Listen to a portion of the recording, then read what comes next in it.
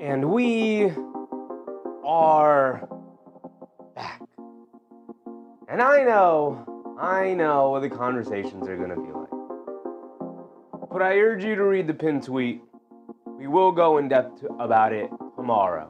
Because today, we have a San Antonio Spurs versus Houston Rockets game. And I'd like to mostly focus on that game here tonight. Let's get right into it, y'all.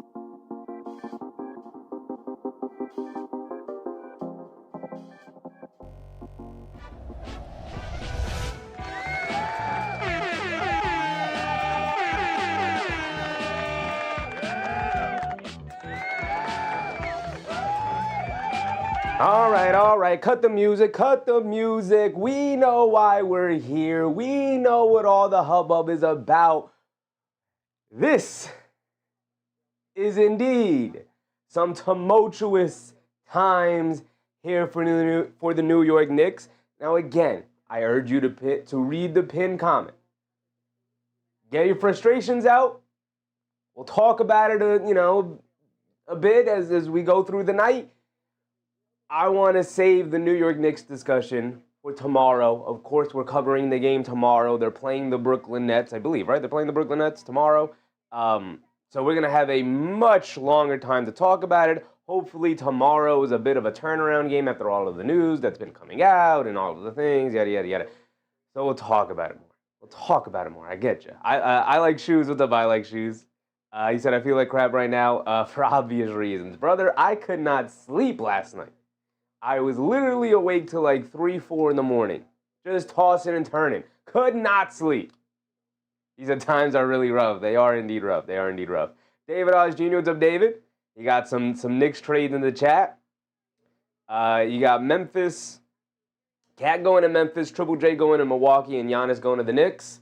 I mean, I would make that trade in a heartbeat. Why would Memphis want to do that? Why would Memphis want Karl Anthony Towns?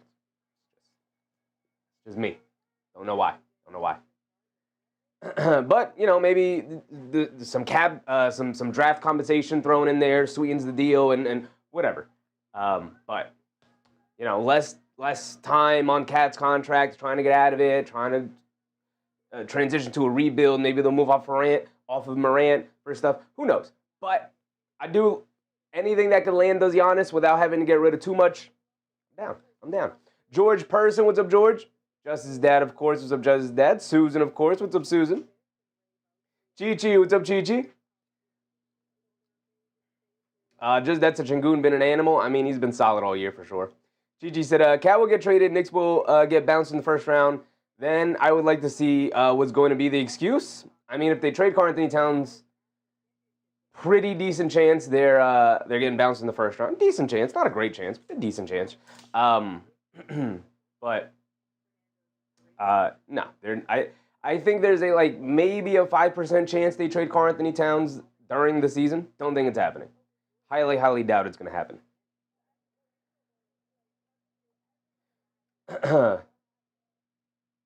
I like Shu said, honestly hope that Giannis trade somehow manifests at this point because that would be lovely. Yeah, me too.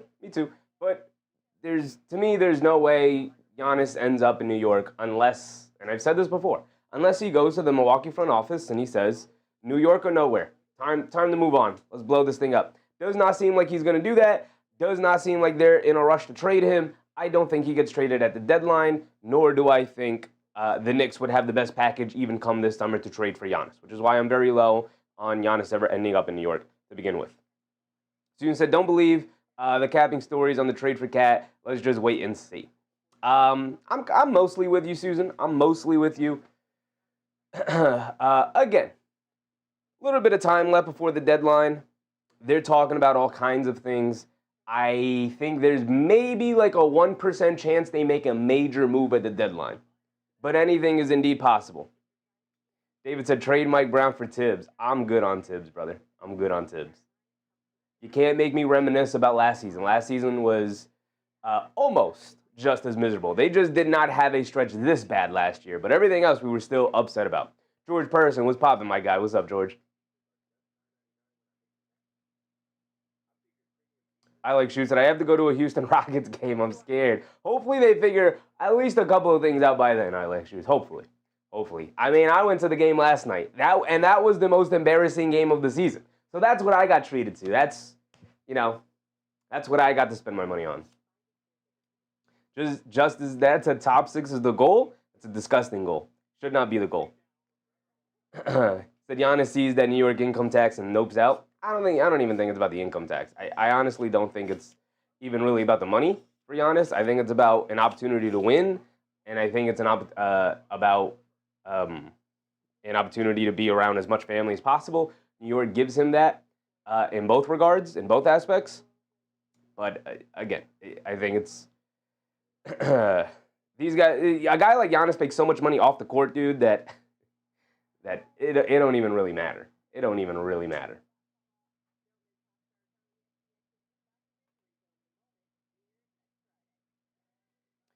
But we do have a game to cover today. David said Zion, Trey Murphy for Cat and McHale. I mean, look, man, if you're frustrated with Karl-Anthony Towns, you're going to...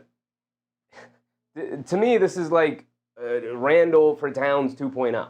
We were frustrated with Randall. We wanted to move on from Randall. We got Karl-Anthony Towns. We loved him for a year. Or at least we very much enjoyed him for a year. And now we want to move off of him for what? Zion Williamson? You think you're not going to be frustrated with Zion not playing basketball games? Come on, man. Gigi said, the fact that fans are eager to trade a player that was a major part of the team reaching the Eastern Conference Finals in decades is mind-boggling. Yeah, I mean, there's always room for improvement. He has major, obvious flaws to his game, and he's having the thing that he's good at, he's not been good at this year. He's been bad at finishing around the basket, and he's been bad at shooting wide open threes. Right? You can be bad defensively, but, I say this all the time. You can't be really bad at something in modern basketball. Like, if you're a great defensive player, you can't be really bad defensively. I mean, if you're a great defensive player, you can't be a non-factor offensively. If you're a great offensive player, you can't be a non-factor defensively. The only way to balance out the scales is if you're an awesome offensive player and then a really bad defensive player. You can balance out the scales a little bit there, right? Similarly with defense, if you are like a game-changing level defender and a really bad offensive player, you look at Mitchell Robinson. Mitchell Robinson can balance out the fact that he doesn't really give you much offensively by being an awesome defensive player and the best offensive rebounder in the game, right? Karl-Anthony Towns can outweigh how bad he can be defensively with how awesome he could be offensively. This year, he has not been awesome offensively. So if you're bad defensively and okay some nights offensively, you're averaging out to being a bad non-factor of a player. Not even a non-factor. You're a negative factor. You are weighing the team down by playing that way. But we're not going to dive too deeply into it. We are going to talk about all of this tomorrow. Oda Austin, what's up, Oda? We have a game to cover tonight. We have the San Antonio Spurs. We have the Houston Rockets, a Western Conference matchup, 8 o'clock start time. We don't get a ton of these, and so we're going to focus on that game tonight. I like shoes. And Mitch was given all the points at one point in the first quarter. Yeah, I know. Everything I'm going to say about the Knicks is like excluding guys like Mitch, even a McBride who did not play well, maybe even a Jalen Brunson who did not play well either. But we'll get into it all tomorrow. Pre-buy body? What's up, Pre? Are you crazy? Am I crazy? What am I crazy about, brother?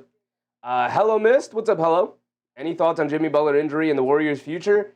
The Warriors' future was already bleak. The Warriors' future goes as far as Steph Curry goes, and Steph Curry's 37 years old. So, with no Jimmy Butler, no second star, and a fading Draymond with fading impact, is not looking good. It wasn't already looking good with a healthy Jimmy. Is looking even worse now. Gigi said, why not get rid of Mikal Bridges? When was the last time we saw him shooting a free throw? Why not get rid of Mikal Bridges? Because every 29 other teams also have eyes, brother, and the value you would get back from Mikal is not as much as I think a lot of people might think it is. And at that point, they're like, well, why don't we just try getting him to play better? He's playing very well to start the year. These last 2 weeks, nobody's been playing well. So you can say, actually, the Knicks as a whole are not playing well. Is that, yeah, it's not one player. It's not one player. You can't point the finger at the players. You can't point the finger at the coaches. You can't point the finger at the front office. Everybody gets a piece of the blame pie. If you want to do the blame pie game, it's got to be, I would think, mostly players. I would give them, like, maybe if we have 3 categories, 3 places we have to spread the pie to, I'm giving 60% of it to the players because they just played like garbage. As a person who was in the building and saw it live, there is nothing nobody could have done. There is no coach in the world who could have corrected what they did last night. Alex Shu said, why do I have somebody at 6'9"? He's not 6'9", he's 8'9". My man, 8'9". I might have to change this to maybe like 9'12". He grows every single time he plays. He's huge. We're going to get to the Spurs Rockets here. I'm wasting time. Jason, what's up, Jason? Tay Cowboys, what's up, Tay? Will you be our GM? We need fixing so bad. I would be a terrible GM. I've said this time and time again. I'm too emotionally attached to ever be a good GM. I would have never traded RJ. I would have never traded quickly. I would have ran that team into the ground. I would have traded Randall at one point for a ham sandwich. The team would have never been good. I probably would have never signed Jalen Brunson. Tay said, hang the dang banner already. Oh, I'm with you, Tay. I'm with you. Lanamonas is up, Lana. You were at the Garden yesterday. I was, brother. I was. And I wish I wasn't. And I wish I wasn't. Just that said, the Knicks winning feeling was weird and new. This is the feeling I'm used to. Knicks sucking. Yeah. And you know what the sad part is? Look, man, it was like 5 years of prosperity of like almost no drama. And even when the drama came up, the Knicks it was bumpy, and then they found the way out of it. Right now, it's been bumpy, and then a huge dip, and then there might be a flat tire. Like, we got to get out of the car, and we got to change the tire right now. The Knicks have to get out of the car and change the tire so they can get back on the road. Whatever that means. Jason said, sorry you had to watch that massacre. It's crazy that it was literally their worst performance in maybe 5 years. And I had to be in the building. Like that was the game I paid the money for, right? Very expensive tickets. That was the game I had to be at. I, like Shu said, FLK didn't die for that. The fact that they did it on that holiday, is sad. Just very sad. It's incredibly sad, man. But let's get to the Spurs. Let's finally get to this matchup here today. Wemby, we know what to do with Wemby. You just pray. You just pray with Wemby. We know what his averages are. We know what he's capable of. We know what he can do. Block, what's up, Block? Gag getting paid like a superstar, but is far from it. You're not wrong. You're not wrong.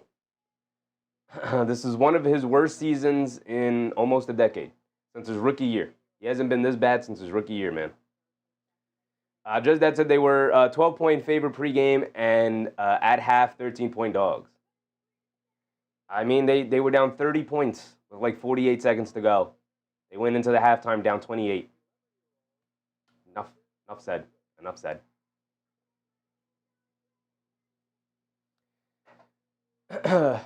We get to De'Aaron Fox. Matter of fact, I should probably look up and make sure we know for sure exactly who is playing, because we know oftentimes when we go into these games, because I decide we want to cover these games, suddenly guys are out with a ton of injuries. So let's go ahead and open it up.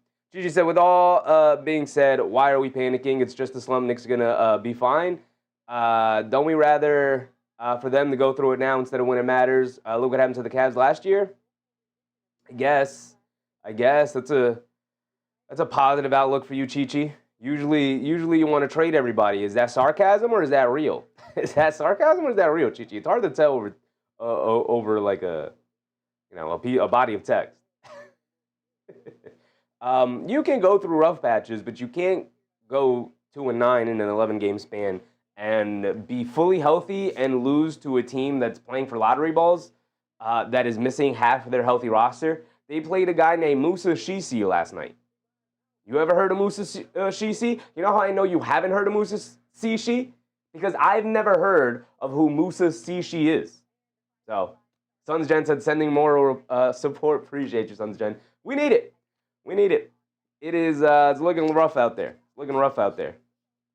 Gigi said, "Train Mitch." That's all, brother. We can't do the Mitch. We can't do the Mitch gimmick when he was literally the only guy who showed up yesterday. You know, we can't do it. We can't do it. Just Dad said this is this town ain't big enough for the two of us. Texas Showdown. Oh, true. I didn't even. You know, I'm so bummed out about the Knicks. I'm not even because I'm thinking like this is the whole getting up and having fun with the outfits. It's gonna be done for a little bit. And even if they continue to suck into the season, we'll get back to it eventually. Just because we're gonna have to find some way to have fun somehow throughout the season. But for now, we're going to give them nothing but casual clothing. It's really bad. I would have thought by now, the fully healthy team for the first time in over a month and a half, and that was the performance he gave. We'll get to it all tomorrow. De'Aaron Fox? Oh, yeah, I was going to look up if he was injured or not.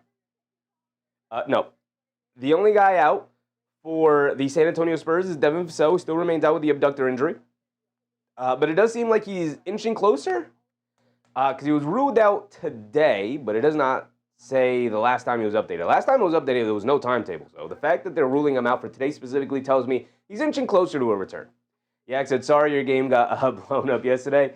Truly unfortunate. We pay $1,000 just to get into the building. Not to mention the travel expense, the expense of, when I'm there, it's just me and my dad. When I'm there, we each get one beer. We get a thing of popcorn, and we have a good time. And all of that made everything feel disgusting. Man. Gigi said, not going to lie, I will be upset if they trade Cat. Besides Giannis, there's no other player out there that can give us his numbers. I'm 90% of the way there with you, Chi-Chi. I don't think they're going to trade Cat. I could be wrong. Obviously, I have no information outside of we all have the same level of information. Anything I get is from the beat reporters. I don't think they're going to trade Cat. I think it's a very low chance that they do. Maybe 5% chance that they trade Karl-Anthony Towns at this deadline here. Don't think it's going to happen. I don't think they're going to overreact here. But they have 2 weeks until the deadline, so see what they decide. As far as who they can trade him for that can give his level of production, I agree with you. I don't think there's anybody out there that can give the level of production that Karl-Anthony Towns does. I will say a guy I think it was David earlier in the chat put in that was for a Giannis trade. But even if they traded Karl-Anthony Towns for a Jaren Jackson Jr. package, sort of, I do think that suddenly you have Jaren Jackson Jr., who's a more natural power forward. You could slide Mitch into the starting lineup as your center.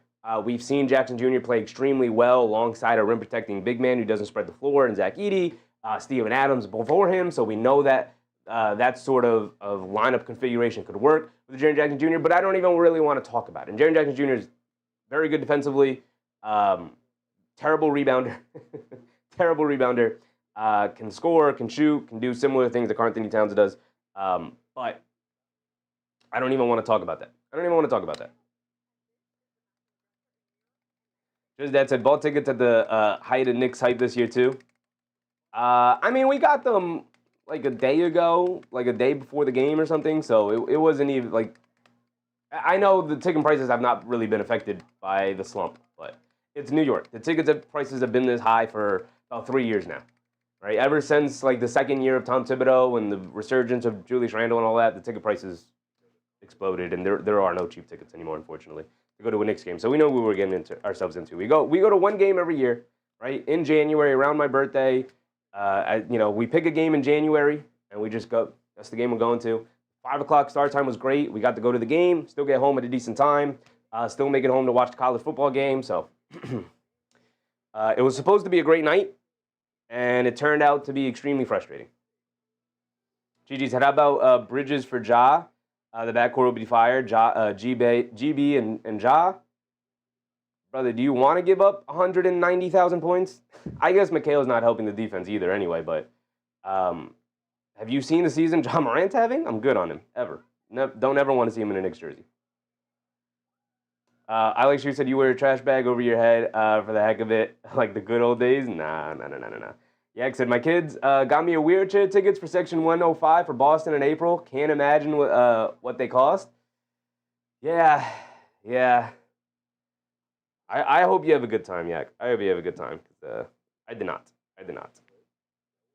I let the Knicks affect my mood a lot more than my dad does. Like, my dad can have good, like, it's fine. They'll be fine. Unless me, I was like seething. Like, I was like, you could see the smoke coming out of my ears. I was sitting there like, we're really gonna waste the night here, huh? We're really gonna waste this opportunity, come to this Knicks game, and they're gonna give that level of performance. We're not even going through the pregame, so I'll apologize to any Spurs and Rockets fans in the chat. Gigi said, I got the MSG with the family once a year and never bought tickets for less than $300, even when they were trash. Yeah, I've been there, Gigi. I've been there. Like I said, me and my dad, we go once a year. Sometime in January, we pick a date, pick a game.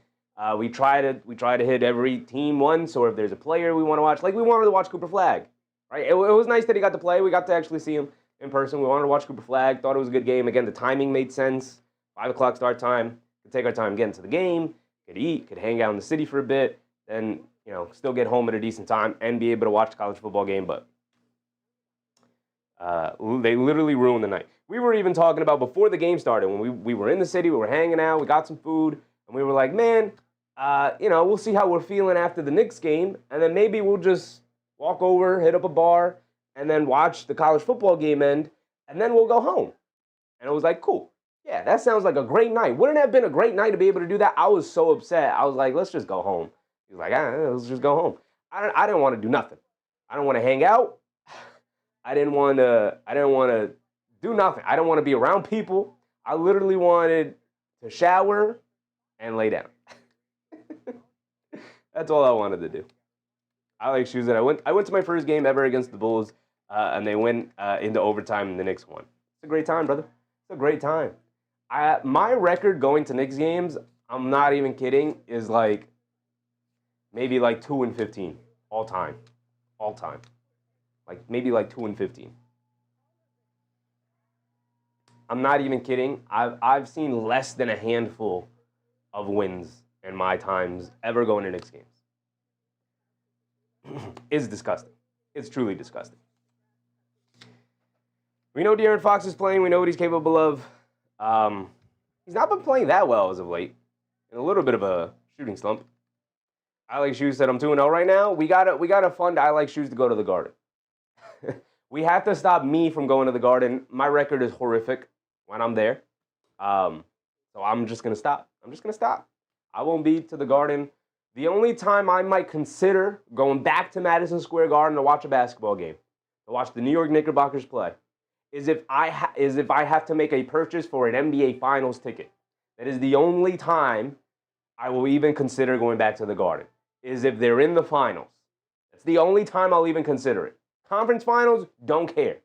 Second round, don't care. Obviously, first round, don't care. Get me to the finals, and then I'll consider it. Gigi said, should believe when I say, let's wait for the Knicks to be on their way to the finals, and we'll not even remember all these conversations. I'm with you, Gigi. Listen, I'm literally the guy who says that all the time. The issue is, this is an extended slump. This is creeping into 3 weeks of bad play. They've been bad since New Year's, right? The second half of the San Antonio game we can mark that as the beginning of the downfall for the Knicks. We are now 3 weeks since then. It's January 20th. This is not a bump in the road. A tire went flat. They need to step out of the tire and address the issue. Hopefully they did that in practice today. Again, I spent all day checking my phone, trying to read as much information as I could about what the team's going on, about what the quotes coming out, how they feel about each other. Brunson called a players-only meeting. We're getting into Knicks talk, deep into Knicks talk. I said I didn't want to do that, so let's wrap it up. We're going to talk about it all tomorrow. I Like Shoes said, hopefully I go 3-0 February 21st against the Rockets. They're going to go 3-0, brother. I got belief. I got faith in you, big dog. At least we enjoyed Christmas. At least they didn't let us down on Christmas Day. MBM said, I'll be at home, playoff games. Let's go, Knicks. I'm rooting for them, man. I'm rooting for them. We know what De'Aaron Fox is capable of. He has not been playing that well as of late, but it has not hindered the Spurs that much. Larry Gardner with double Larry. We got Steph Castle. Steph Castle has also not been playing as well as he should. If only because turnovers are still high. Three-point shooting still isn't being improved upon right now. And he's gone into a little bit of a slump from three-point shooting, even without being that great of a three-point shooter. Larry said, love silver and black basketball. It's nice to have something to cheer for, Larry. As a Knicks fan, it's real rough out there for us. Just that today, anyone seen the weather coming up? That's scary stuff. Yeah, it's getting real spooky outside, too. The weather perfectly matching the feeling here in the Northeast. Steph Castle, he's always bringing it defensively, but boy, oh boy, is his offense really hurting the team right now overall. He's always liable to go off. Excellent in the paint, obviously, but teams adjusting, trying to keep him out as much as possible, forcing him to take jump shots. Sometimes it works, sometimes it doesn't. Sometimes he settles, sometimes he doesn't. So we're going to have to see what the way Steph Castle comes out tonight. Yak said after a game in the 90s, went across the street to an empty old-fashioned bar, and only other people, JFK Jr. and his friends, got to talk basketball with them. Nice. Now that's a memory right there, brother. Now that's a memory. Me, I was too angry to go anywhere, so I left the city, went home. I just went home. I was like, I don't want to hang out and do nothing. I don't want to watch. I didn't even want to watch the football game, man. I kind of had it on in the background while I was scrolling on my phone and wasn't even really watching. Devin Vassell is still out with the injury, unfortunately, for the Spurs. He's a huge part of what they want to do. Part of the reason why I think Steph Castle is struggling a little bit is because they don't have the stretching principles that Devin Vassell provides with his three-point shooting. Compare him alongside Fox, alongside Wemby, alongside Harrison Barnes, guys like that. Jeremy Sohan is not really part of the rotation anymore. Every now and again, we see him get spot minutes here and there at the end of the bench. Maybe they're trying to build up his value. We've heard rumors of him being on the trade block. Whether or not they're looking to actively trade him is another thing. But he is definitely a name that has come up before. Larry said, I live in Los Angeles, but a diehard Spurs fan since 97. Rodman Day? Shout out to you, Larry. Shout out to you, brother. Now we get over to Dylan Harper, the rookie. He's had his regular rookies ups and downs. Anybody out on Dylan Harper, I think, is a little bit crazy. Still one of the best rookies in the class. He just happens to be in a ridiculous rookie class. Obviously, we go through it all the time, filled with Cooper Flagg, who's going to win Rookie of the Year as long as he plays 65-game minimums. Con Knipple, who's right there. VJ Edgecombe, who's literally right there alongside Con Knipple. But both of those guys, they'll end up 2-3 in whatever order ends up happening for the remainder of the season, because Cooper Flagg is going to win it, again, as long as he plays the 65-game minimum. He's been kind of ridiculous. Just Dad said 30 and 13 Spurs. Yes, sir. Yes, sir. Sons Jen said, seeing Rodman play in person is one of my prized memories. Lucky. Very lucky. Is it like my ability to get to watch Mitchell Robinson? Because that was the only thing that made me smile yesterday. At least I got to watch my favorite player on the Knicks be really awesome yesterday. And he was awesome. He was legitimately awesome. There was a legit buzz in the crowd. There was a sequence where Mitch had, in like a 2-possession period, had like 4 rebounds, 2 putbacks, and a block shot. So it was like the crowd was literally abuzz when Mitchell Robinson came to the game, which was fun until it wasn't. Alex Hughes said, I waited outside MSG after the Suns game with other people, and Suni Lee came out. Oh, all right. We know why she was there. We know why she was at the Garden. Yak said, really cool. You're so close with that. Yeah, we go every year. We know what Dylan Harper's capable of. Harrison Barnes has been lighting the nets on fire. He's kind of come down to earth a little bit with his three-point shooting, trending downward, which is unfortunate for the Spurs because they need more three-point shooting. Thankfully, a guy like Keldon Johnson's been stepping up from the three-point line. He started the year shooting like 30% from 3 and has slowly gotten better. Now over 40. Harrison Barnes started like 45% from 3 and has slowly gotten worse and is now below 40. So kind of averaging out to like a just really good combo between the two of them. Keldon Johnson doesn't get up a ton of threes. Like decently, he shoots a decent volume from three-point range, which is okay. But when you're shooting over 40% from 3, they kind of want you to shoot a little bit more. The issue is that he doesn't shoot a ton of them because the best aspects of Keldon Johnson is that he's a bowling ball coming down the middle of the lane going to the basket. That's what he does. That's when he's most effective. And having him settle for a bunch of threes is not really taking advantage of his strength too much. Yak said Mitch was great, even running down the court as fast as he could. Showed he's 100% healthy. Yeah, and it showed he cared, which is something you can't say about almost any other Knick last night. I like Shoes in the Knicks-Boston series. Made me feel euphoric, like that was peak. Yeah, unfortunately, that may be peak. That literally may be the peak of this team. Hopefully it's not. I'm rooting for them to make the finals. I still have hope, but they're making me lose confidence fast. Luke Cornett, one of the best, most underrated signings in the offseason this year. He's been phenomenal for them, continues to be great. 8 points, 7 boards off the bench as a backup big is great. We know he's a really good rim protector as well. He's really good at flopping too. And I mean this mostly as a compliment, but a little bit derogatory. He's really good at flopping. He will draw those offensive fouls very easily. He's a big dude, falls very, very loudly, kind of like Embiid. When Embiid's falling down, everybody sees it. When Luke Cornett's going down, everybody sees it. Carter Bryant is kind of like Sohan. He gets spot minutes. Rookie, just turned 20. Again, none of this matters because he doesn't really get enough time to really prove he could really do anything on the court. Part of that is he's just super raw offensively. But the defense is why he got drafted where he got drafted. So they're very high on Carter Bryant. But we probably won't see him today. Maybe we will, but we probably won't. So I just like having him up there because I really like Carter Bryant as a prospect. I like Shear said, which we kept Cornette. Very unfortunate. I mean, it's tough for me to feel that same way. We had him years ago when he wasn't a good basketball player. And he bounced around to a million different teams before he finally became a good basketball player. It takes players a lot of time. He would have never became this level of player on the Knicks because you can't continue to invest developmental time into a guy 6-7 years into his career of him being a bad basketball player, and then eventually he figures it out. It's about the journey for Luke Cornett. He wouldn't have become this level of basketball player unless he bounced around to different teams, learned a bunch of different things, learned how to hang around the league, and then eventually found his spot and what he's good at and how to be good at those things. He would not have been this level of player. It takes time for guys to figure themselves out. The Knicks were never going to be able to hang on to him. I wish they got him back this offseason instead of Yabusele, but I don't think they would. I don't wish at all that they had held on to him. We get to the Houston Rockets. We're going to have to cover them very quickly here because we are 3-4 minutes away from tip-off, but it's all right. It's all right. We get to Alperen Sengun, who's having an all-star, all-NBA season. He's been fantastic, 21, almost 22 a game, 9 boards, 6.6 assists. On the way down as the season's going on, doing a little bit less distributing, 3.2 turnovers is a little too high for him. That's only about a 2-to-1 assist-to-turnover ratio, which I don't like. It's not good enough, especially for a big man playmaking the way that he is. Either get those assists higher or get those turnovers lower.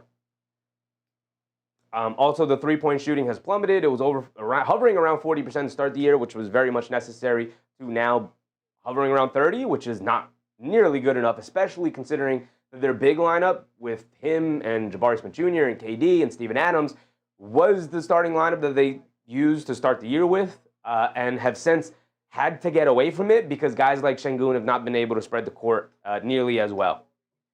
Michael A. Bridges, what's up, Michael? Cushmaster, what's up, Cushmaster? Go Spurs, go. I see you, brother.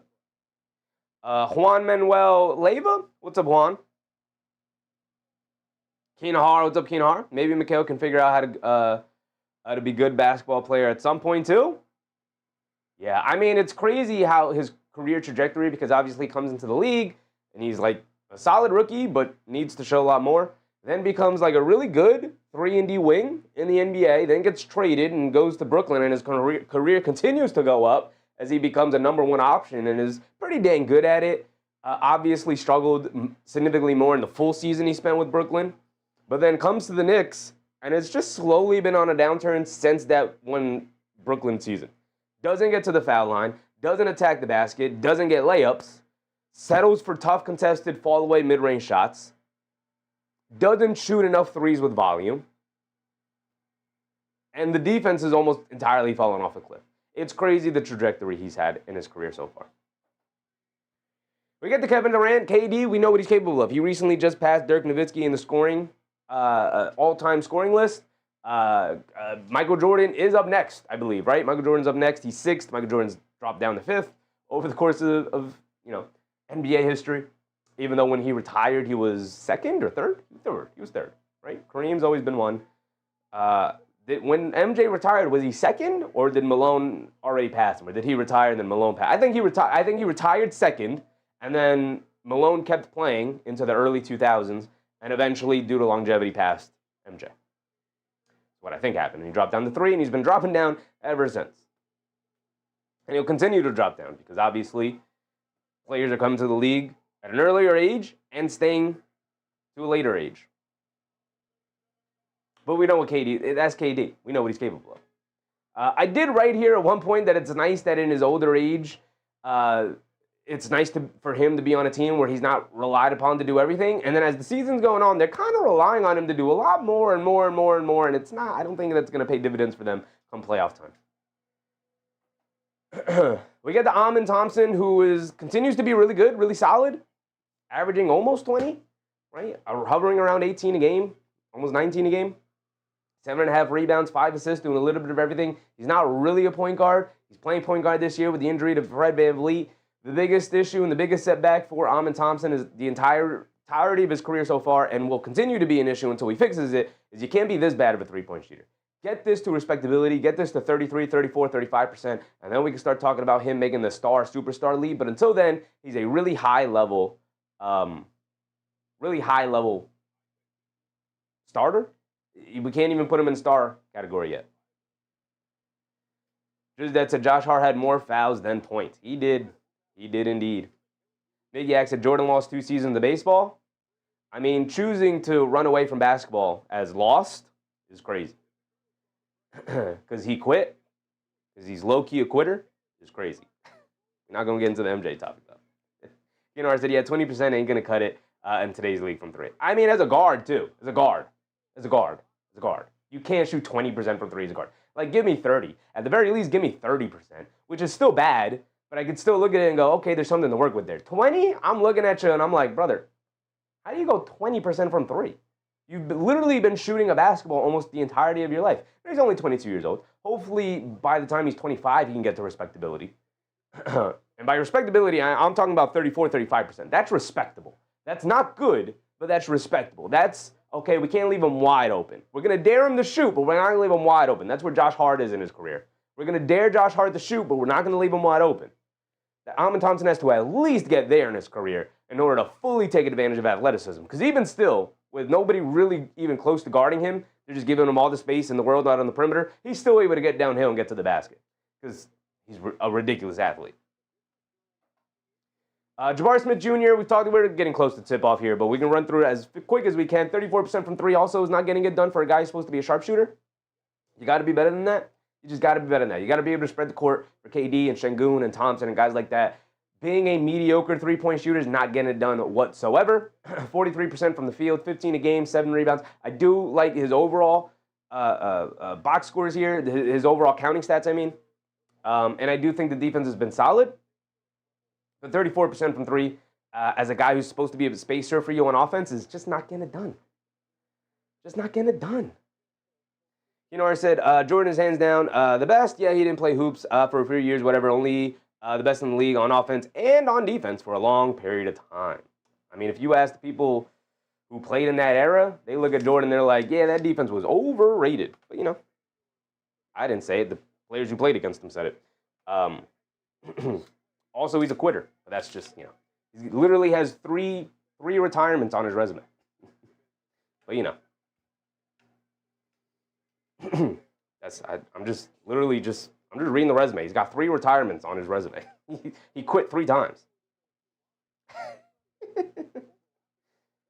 Just that's in McHale, 33 minutes, 1 for 4 from 3, 3 for 10, 7 points, 1K divided by 7 equals $142 per point you paid towards his salary yesterday.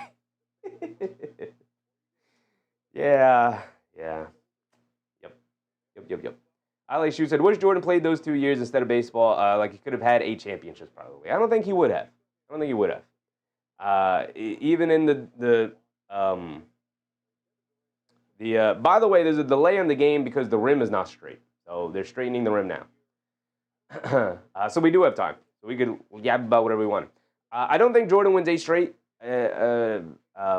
He talked about, even in his puff piece of a documentary that he made and had complete control of, the 10-part documentary that he had complete control of, the narcissist, the ego. But even he talked about, like, bro, I was so tired. I barely made it through that, you know, the 3rd championship on the first 3-peat, which is, like, incredible to begin with. But, yeah, I don't think he would have won 8 in a row. I think he would have burnt out going for 4. I think a major injury would have happened. I do think a stoppage in play when he stopped was good for his overall body, which allowed him to come back for the second three-peat, which was great. But I don't think he would have won 8 in a row. Don't think that would happen. Just that's the guy on the ladder in the green for the Spurs. Yeah. I mean, they're trying to get this rim straight. I don't know how this happens. I don't know how this happens.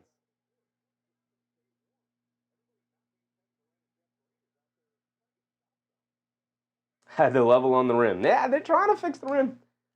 I don't know how this happens. I don't know how we get to this point in the pregame and they don't have the rim fixed. Nobody noticed until we were literally about to tip off.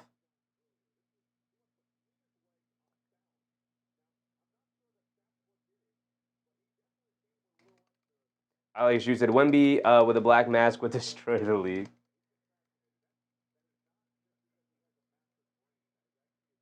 MBM said sophisticated rim replacement.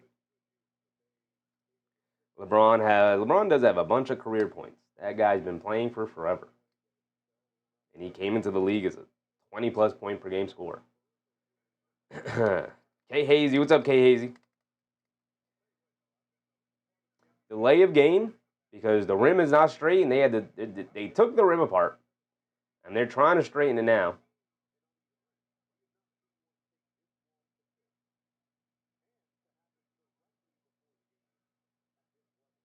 Something happened. They showed the replay of Wemby throwing down a dunk. He didn't grab the rim though. He just threw down a strong dunk, and apparently it moved the rim. It's just that LeBron was 40 wins a year by himself. Pretty much. Prime LeBron was indeed crazy. He was indeed. Kareem got 38K. He does. Kareem. Kareem's maybe. Kareem and Jordan, I guess that's the top 3 players in NBA history. Kareem and Jordan are the 2 guys who I wish I would have been able to watch live at least once. Yak said he thought he could just move to baseball and be great. Yeah, he did. You know, I do think, though, like when you get to the level that he was at in this profession, I do think you look around and you go, is this all there is? And then we know the story of, you know, his dad passing. He and his dad, loved baseball more than they loved basketball, or at least his dad loved baseball more than he loved basketball. They are still messing with this rim, man. This is not that difficult. I'm going to tell y'all right now, this is not that difficult. They loosened it up. You straighten it. Someone holds it straight while somebody else tightens.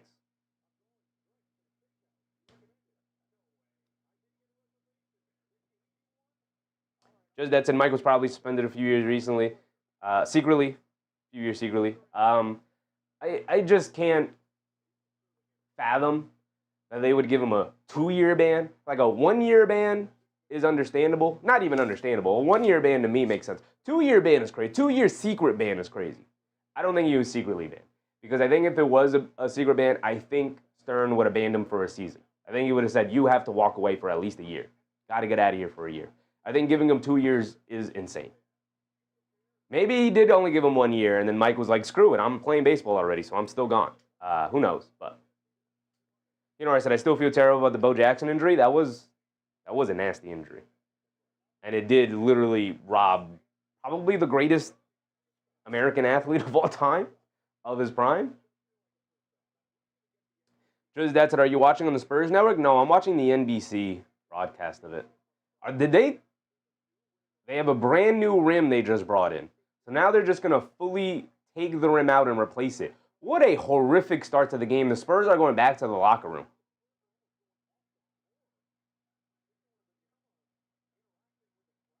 This is a horrific situation for San Antonio.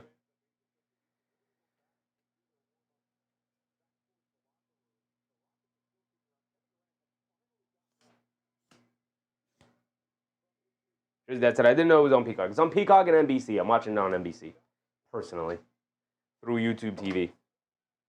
This is crazy. I've never seen a game this delayed because a rim wasn't straight. Also, these people in the building, I'm not advocating for them to be fired, but they can't be in charge of the rims anymore. What is this? What is this? Jason said NBA been struggling with this stuff as of late. This is crazy. We've seen crooked rims before, and they bring the ladder out, they go up there, and they fix it, boom, boom, boom. I don't know if these guys have ever seen an NBA rim before, because it looks like they have no idea how to fix it. Just that's it, not even showing it anymore, because it's getting embarrassing. They're showing replays. They're trying to find who messed the rim up. And they're showing Castle now. He goes up, dunks it, hangs on the rim, and then drops. There's no way that should make the rim crooked. He didn't like swing violently on the rim. He didn't pull on the rim. He just dunked it and held on the rim, which was going to happen during the game.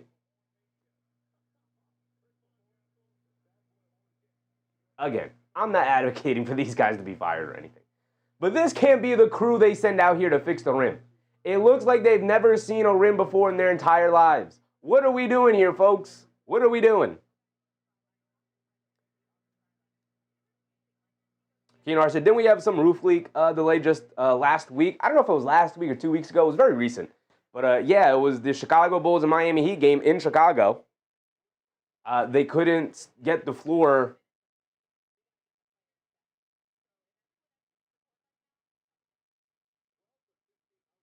They couldn't get the floor cleaned up, and it just continued to be wet. Apparently, there was a storm outside, and there was a little bit of roof leakage.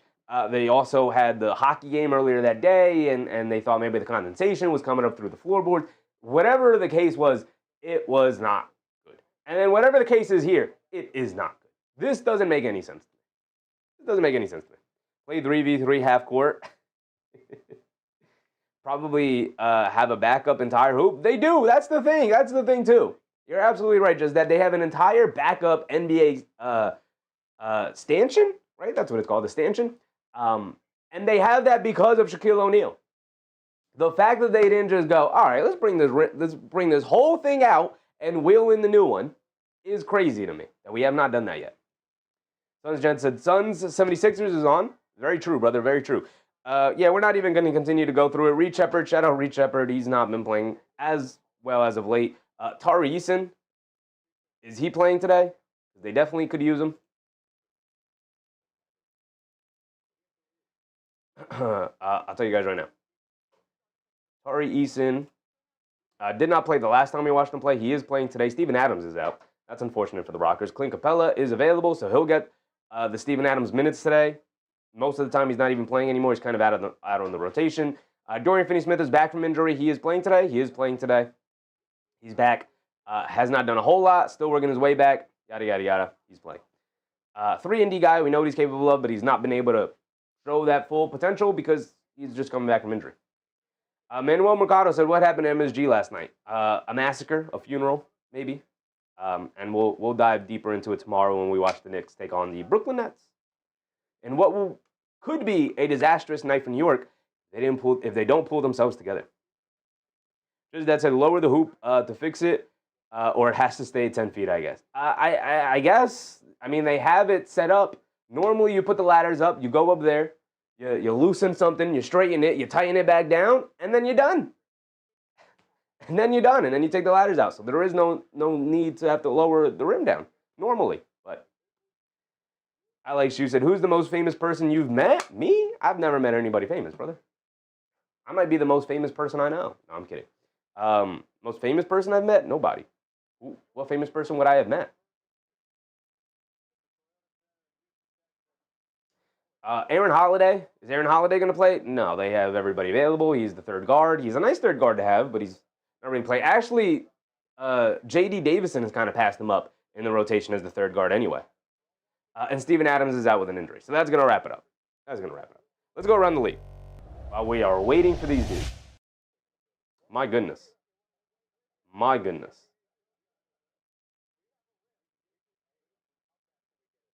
Is that Chris Bosh? That's not Chris Bosh. That is Chris Bosh. My eyes did not deceive me. He's put on a little bit of weight. That's why I didn't recognize him. Looking a little heftier, which is good.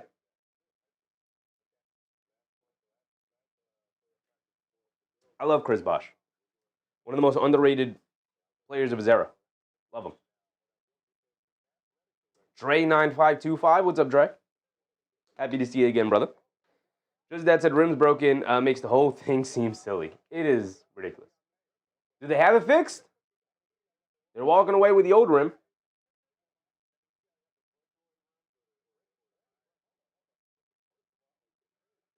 I said let's go around the league. 76ers up by 7 on the Suns. Can you, Suns Gen, can y'all beat the 76ers for us? We're sliding so much. We're tied with them in the standings, in the loss column, aren't we? I've been so afraid to look at the standings ever since. Oh, I've been so afraid to look at the standings ever since we went down, man. The Knicks are third still. But they are tied in the loss column with 76ers. So we need the 76ers to lose today. Need it. Need it. Absolutely need it.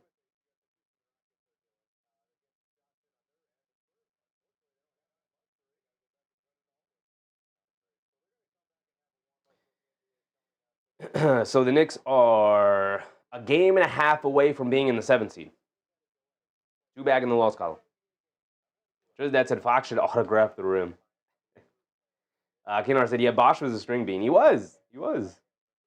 That's why I thought it looked like him, and then he was, it looks like they got the rim fixed. They're just tightening it up now. All right, let's get, they're going to allow them to warm up again because they got rid of their warm-up. And I'm sure they've cooled off since then. So they're going to allow them to warm up again, and then we'll probably tip it off in like another 10 minutes or so. Kinar said, Knicks don't need to look at the standings. They need to set the house in order. Right now, they can't seem to play basketball. Absolutely, absolutely. The Knicks are not looking at the standings. I am, because I am saddened by the state of where they are right now. I'm so upset. I contemplated whether or not we even wanted to do a game today. Suns Jen said, every time you root for the Suns, it's a loss. I'm just bad luck, brother. I apologize. I'm just bad luck. Every time we want to watch a game, some nonsense like this happens. There's a delay because they can't get the rim straight. Every team I root for ends up losing. Now the Knicks are playing horrific basketball. I go to the game last night, and it's literally the worst game in the last 5 years for the Knicks. The most embarrassing loss we've seen them have under this new era. Incredibly horrific luck that I've had. Nick Yak said Pee Wee Herman if he is more famous than JFK Jr. That's not a bad one. Shout out Pee Wee Herman. Just that said bubble and the level watching. They're checking it. They're checking it. They got the rim all together. And it looks good.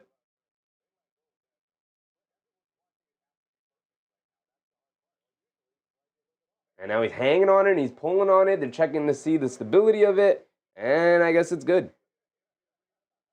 And the arena gives them a round of applause. Thank the Lord.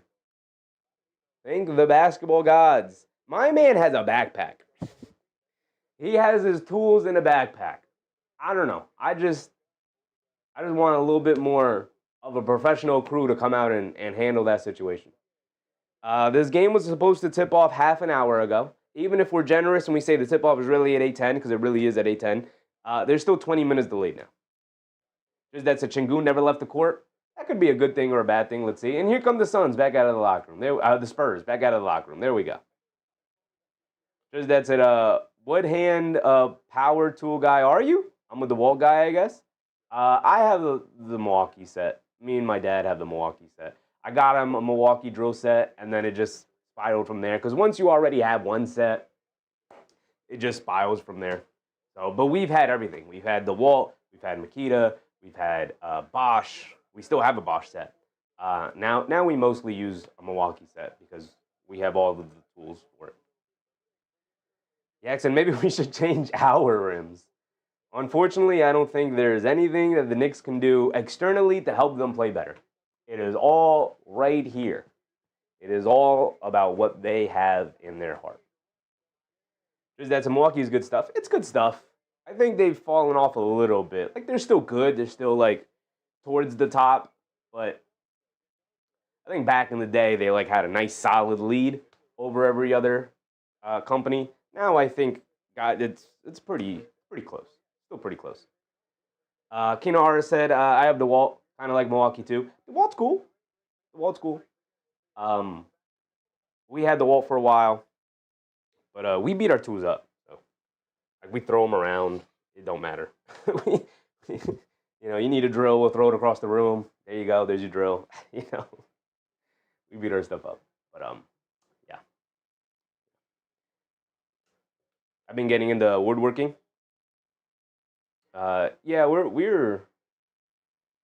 My dad's been into cabinet making for a while now, but I'm starting to get into furniture making myself. Like, there's stuff I want to make for fun. If I ever have the free time, which it's looking like I may never have free time ever again in my life, I have always wanted an arcade cabinet, and at this point, like, I've looked it up, pretty easy to do once you have the specs. So at some point, I'm gonna make myself an arcade cabinet. The other issue is, where does it go? Because it's not like I have space. This is already a tiny, tiny room, and it would probably have to go in here somewhere, and there really is no space for it. Just Dead said tools are for throwing, an old friend would say. They kind of are. I said, I built a pair of loudspeakers. Ooh, and I did a built-in cabinet this year. Nice. Nice.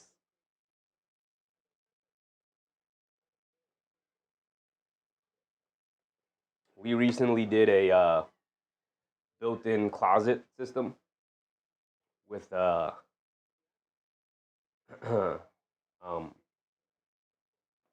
quartz on top.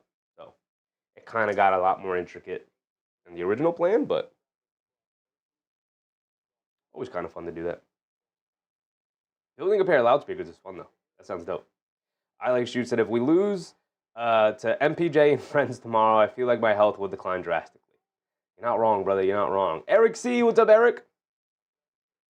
Yeah, I said, need to watch what you buy. They lower the grade for stores like Costco. Yeah, we don't normally get stuff from Costco. I mean, at worst, we get some stuff from Home Depot, but usually we'll order it directly from the manufacturers, from like Milwaukee website or the DeWalt website or the Rigid website or whatever. We have some Rigid stuff as well. Naughty Ghost, what's up, Naughty Ghost? The Suns look like they're trying to jump the Lakers for that 6th playoff spot. As they should, brother. As they should. Get the Lakers out of there. I am not a believer in the LA Lakers. I should not be speaking as a Knicks fan, though. So, I said the speakers sound great. I'm pretty proud of myself. You should be, brother. You should be. That's dope. That's dope.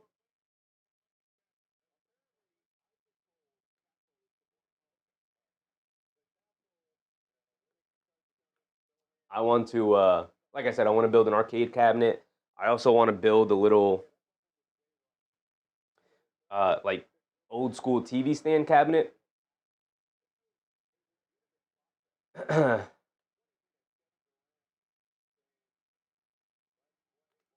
Because I have plans of getting an old CRT TV at some point. Just because I'm big into old analog technology. Like, you guys have seen it before, or if you guys were around last year, you've seen this kind of stuff before. But I'm huge into old analog technology. And by old, like, sometimes really old, but sometimes not that old. But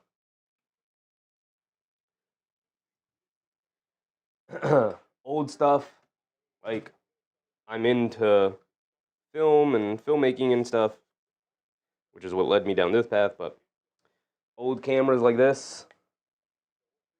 This is all busted and broken. It's supposed to close, and then that's what it looks like. And then you're supposed to be able to open it like that, and it's supposed to pop out, but it's all broken, and the bellows has a hole in it, which is not good, because the bellows are supposed to keep all the light out, and then obviously if you can't keep the light out, you're not going to be able to take pictures on film. But this is an old school film camera from, I believe, the 1890s, if I'm not mistaken. Or maybe the 1914s. Almost 100 years old. Actually, over 100 years old. I do know that. Maybe around 100. Maybe like 1930s or something like that. I'm not entirely sure. I gotta look it up again. It's been a while. I found this one too. This one I haven't given too much thought of, because that one I want to get working first. Old analog technology, like old Blackberries. I also have an old Razor flip phone. But stuff like that I love. Stuff like that. And that's enough yapping, because we are finally available for the tip-off. Wemby easily wins it, and the Spurs will bring it down. I would be interested to know the stats on whether or not Wemby has ever lost the tip-offs, because he shouldn't. I'll tell you that. Should win every single tip-off to start the game. Spurs should always open up with the possession. Castle has it up top, dances with it, steps back for a three. That's not a great shot to start the game with. In and out, can't get it to stay. It was close. And here comes the Rockets. Thompson. Oh, this is the Suns game. My bad. We got to go over here. Gets it over to Şengün. Şengün up top being guarded by Wemby. Get it out to KD. Coming to his left off the Şengün screen. Pocket pass to Şengün at the foul line. Hits the bounce pass in the paint to Okogie, who was not really expecting it. It wasn't a great pass, but he still should have caught it, and he did it, and it's out of bounds, ball to the Spurs. Barnes hesitates from three, spins in the lane, fall away, baseline jumper over Şengün, can't get it to go. Now here comes Şengün quickly pushing it the other way. Şengün in the post, stops, turns, spins, beautiful behind the back pass to Amen Thompson, down low for the nice layup. And now here comes Castle the other way. Trying to find the answer to kick it out. Barnes, wide open right corner three for Şengün. Got it to go. And that's one answer right there. This is now 2-3. Yak said, has Cat won a jump ball yet? Katie said, Wemby would lose a tip-off against OG. Now, OG would definitely foul him and grab him. Ball knocked out of bounds by Wemby. They tried to hit a pocket pass to Şengün.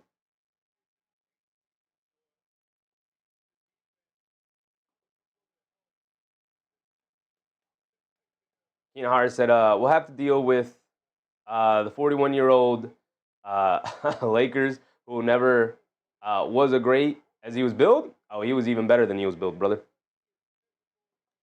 Don't let your hatred blind you from greatness, big dog. Castle coming down. He has it up top. They get it over to Fox. Fox back out. Barnes, pump fakes, driving to his right, down the lane. Hesitates, kicks out to Wemby. Wemby will fire the three. He can't get it to go off the back rim. Long rebound. Castle chases it down the lane. Kicks it out in the corner, a wide open Champagnie, and he knocks it down. I was going to say, he better knock that thing down. Here comes Thompson bringing it down, 6-4, under 10 to go here. Thompson gets it up top to Şengün. Şengün being guarded by Wemby. They get over to Jabari Smith Jr., swings through to his left, leans in, fall away baseline jumper, way strong, can't get it to go. Battle for the rebound, Okogie ends up with it, draws the foul, and Wemby gets the and one finish over him as well. Okogie to the foul line. Why is my score so off? I gave 3 points to the wrong side, that's why. Kogie's going to the foul line for one more anyway, so it could end up being 7. You know what I said? I got and for the PRA leader today. Got to check in with that. Didn't want to take Luka to chalk. Ant's a great pickup. Ant's been hooping as of late. Suns up by 3 now. There you go. And Okogie does miss the free throw. Fox up top, coming to his left.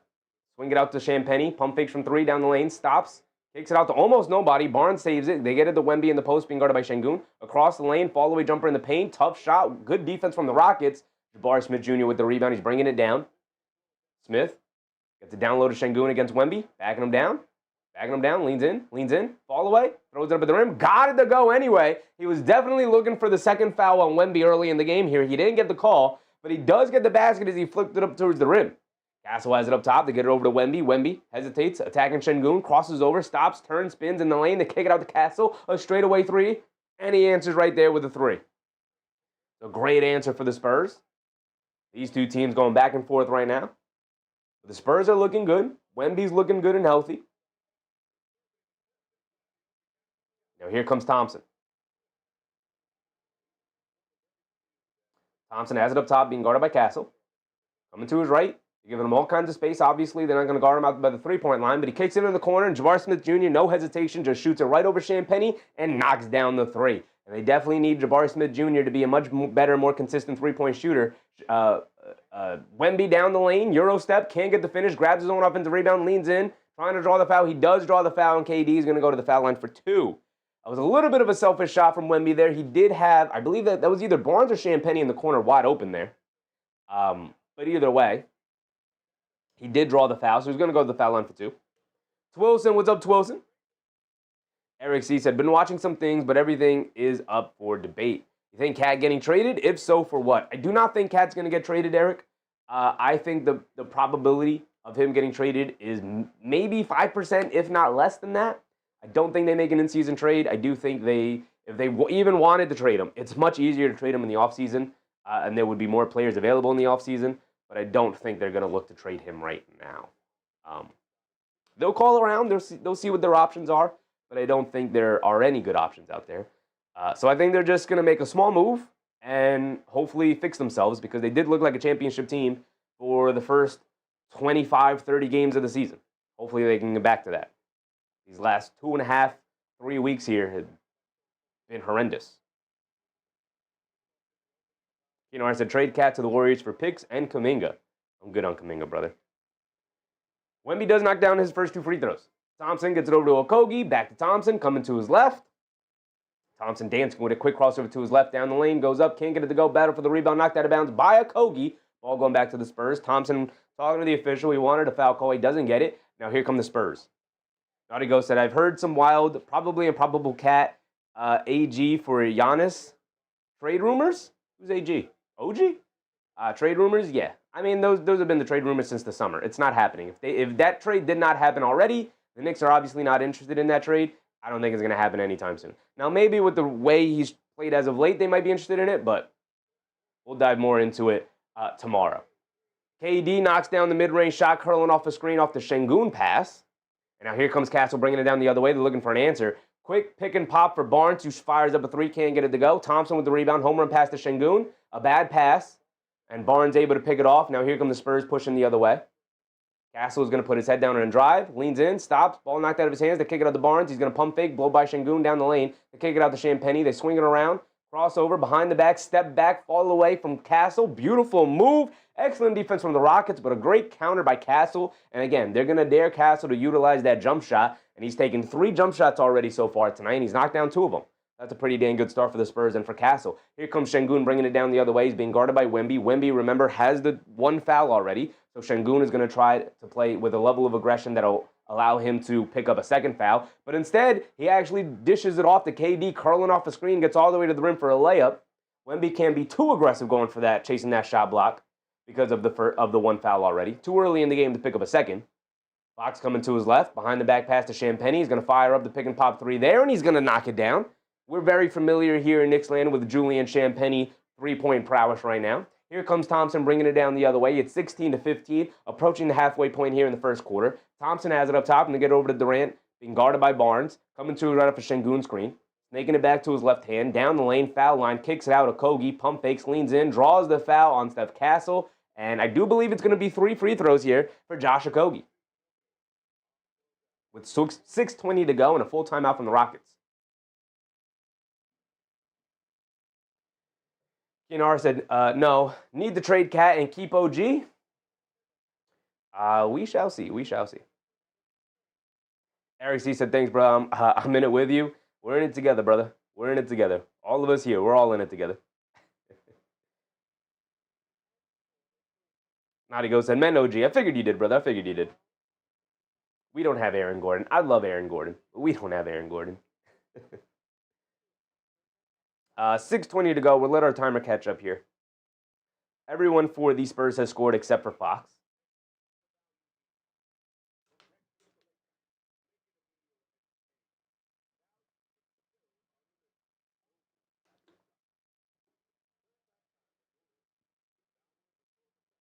$6:20. Here we go. Go around the league real quick. We really only have the one other game. There's 2 other games on. Clippers, Bulls.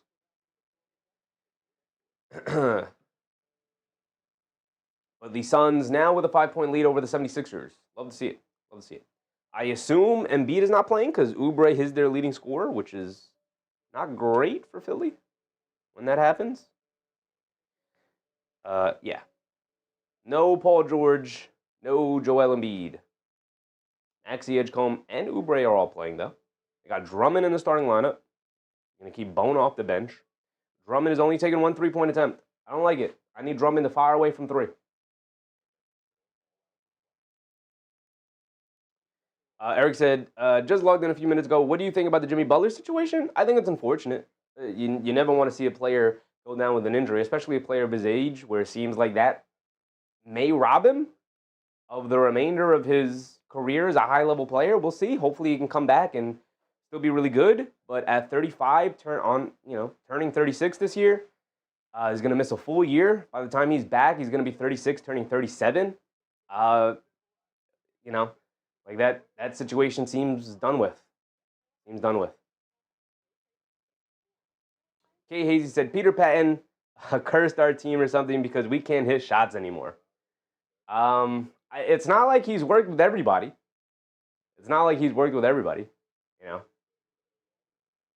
Guys just got to hit shots, man. Alex Shu said, are you watching it on Peacock? I'm watching it on NBC, which is essentially Peacock, I assume, right? Same thing, kind of. Suns are now up by 8, which I love to see. Judge that's a dodge the Jimmy bullet. Yeah, I mean, I've never really liked his off-the-court antics. Like, I think he kind of can sink an organization a little bit, but still a really good player. And unfortunately, it may be over for Jimmy. Unfortunately. We'll see. Hopefully he can come back and still have at least a year or two he could give us, go out on his own terms rather than going out with the injury like that. Booker with 25. Nobody else really helping him. Dylan Brooks is now falling off a cliff after an incredible start the year. He only had 11 against the Knicks, and now only 4. Almost at the end of 3 here. Not good. Now Suns up by 10. Love to see it. All right, here we go. We're into it. And the Rockets missed the first free throw. Who's that, Okogie? Okogie misses the first free throw.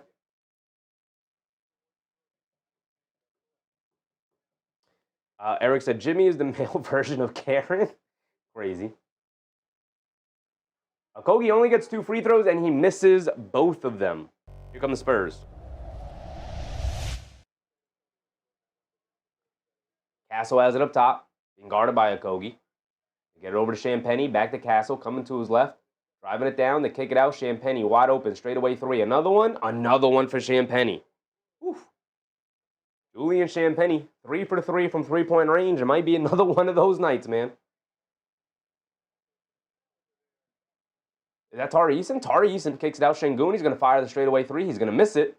And Castle with the rebound, bringing it down the other way. Castle has it up top. Pulls it all the way out. Being guarded by Eason. Now coming to his left, putting his head down, attacking, spins. Eason picks his pocket, and the Rockets are bringing it down the other way. It's a 3-on-2. They get over to Şengün. Şengün sprays it out. KD wide open, right wing 3 in transition, and he got it to go.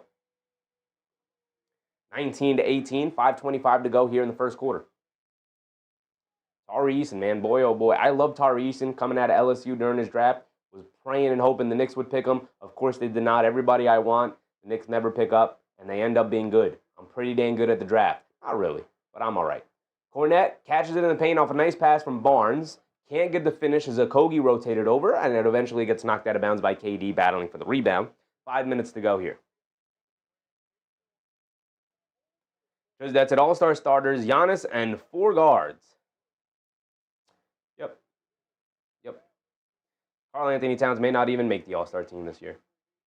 Champagnie off the inbounds, right corner 3, gets fouled by Eason. I mean, when you're on fire the way Champagnie is on fire to start the game, Eason closing out extra hard, ends up fouling him on a landing violation. Let me see it here. I don't think that's a foul. I think that's a leg kick on Champagnie. And the Rockets are going to call a timeout here. And I think Udoka is going to be using a challenge. And he is going to use a challenge here. This is a good challenge from Ime Udoka. This is a good challenge. That's a leg kick on Champagnie. I do expect him to overturn this.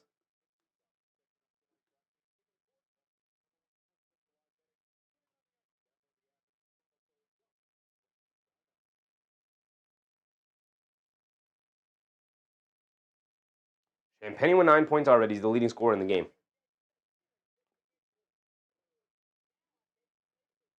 3 threes. Does that to light that green lamp? What green lamp? What are we referring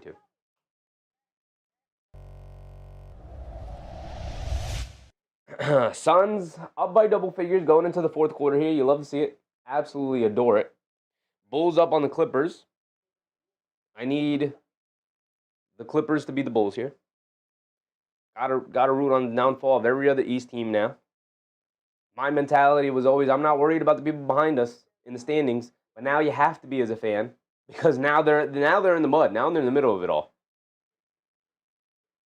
As far as the late games we have here today, Lakers Nuggets are the late game here for the national TV games, NBC and Peacock. Lakers versus Nuggets. Hopefully the Nuggets can pull that one out. They had a bad loss the other day to the Charlotte Hornets, but as they are slowly but surely getting healthier, they should be playing better. They have gotten Aaron Gordon back. They have gotten Christian Brown back. Jamal Murray continues to be excellent so far this year. You got Raptors Warriors as the late game. First game without Jimmy Butler, especially after finding out the news. Unfortunate for the Warriors. And then you got Heat Kings late tonight. And you got Heat Kings. Got to root on the Raptors loss. Got to root on a Heat loss. Always going to root for the Lakers' downfall. Just always. Timberwolves playing the Jazz. I mean, I got no stake in the game, but because now our Karl Anthony Towns for Julius Randle DiVincenzo trade is looking exponentially worse these last couple of weeks, now I have to root on the Timberwolves' downfall. I'm rooting for that. And then you got Spurs Rockets. You got Clippers Bulls. And 76ers Suns wrapping it out today. We talked a little bit about the game we're doing tomorrow, and obviously that will be the Brooklyn Nets versus the New York Knicks, and that is when the full Knicks conversation will happen. I've kind of been letting a lot of the comments slide off of me, not giving too big of a take. You guys heard it a little bit, but I will dive deep into it tomorrow. I've been thinking about it a lot today, man. It's been a long, thoughtful day in regards to the New York Knicks.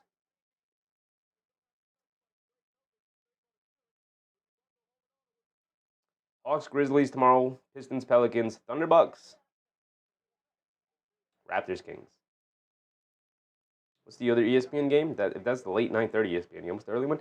Cavs, Hornets. Hornets have been playing well lately, so that actually might end up being a good game to watch. Foul stands on Eason. I don't like that call. Definitely looked like a kick from Champagnie to me.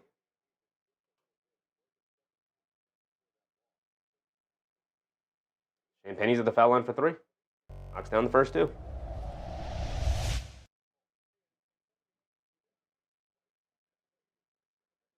If that were a New York Knick instead of a San Antonio Spur, that's not only a foul on the kickout, but also a flagrant, and they're kicking you out of the game. 5 minutes to go. KD bringing it down against Keldon Johnson, who just subbed in. You get it over to Şengün. Şengün is being guarded by, who is this? They kick it out in the corner, pump fakes. Is that Harper? Down the lane, fall away jumper. Got it to go. Boris Smith Jr. with a little fall away jumper. 22-20 now. Is that Dylan Harper? It is. He cut his hair. They get up top to Cornette. Cornette hands it off to Keldon Johnson down the lane. Wild scoop layup. Gets it up on the rim. Cornette down low. Snags the offensive rebound. They get it out to Champagnie. Pump fakes from 3. They kick it out to Cornette. They get it over to Castle. Castle, pass fake, driving to his left, putting his head down, attacking to the basket. Hangs in the air and gets blocked by Eason. Second great defensive play by Eason on Steph Castle. And then he just throws it away. Tried to throw a bullet pass to Şengün. Gets picked off. Cornette leaves it off for Harper. Up top to Champagnie. They swing it out to Keldon Johnson. He's going to set his feet and pump fake. He's going to drive it into the basket, scoop layup. Got it to go for Keldon Johnson. Nice, strong drive for Johnson. And that's the thread of the three-point shot that he's put out this year. Over 40% from 3, allows him to hit a pump fake from 3 and for Şengün to have to respect it, and allows him to get downhill easier. Şengün driving it down on Cornette. Stop, pump fake, spins, flips it up with the right hand. Can't get it to go. Good defense from Cornette, but Şengün just misses a makeable shot there. Castle quickly trying to push the other way. He has it in the middle of the lane, leaves it off for Champagnie as the trailer for a 3. Got it to go again.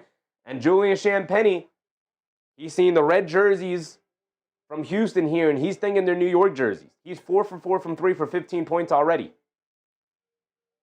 Şengün has it on the right wing, attacking Cornette, backing him down, flips it up with the left hand. He can't get it to go. Good defense from Cornette again. And here comes Steph Castle, shot out of a cannon, 1-on-1 against Jabari. Euro steps down the lane, reverse layup, can't get it to go. Good defense. Castle too wild there, trying to draw the foul. Here comes Eason, quickly trying to push the other way. Over to Şengün, back to Eason, scoop layup, left hand, got it to go. Over Champagnie.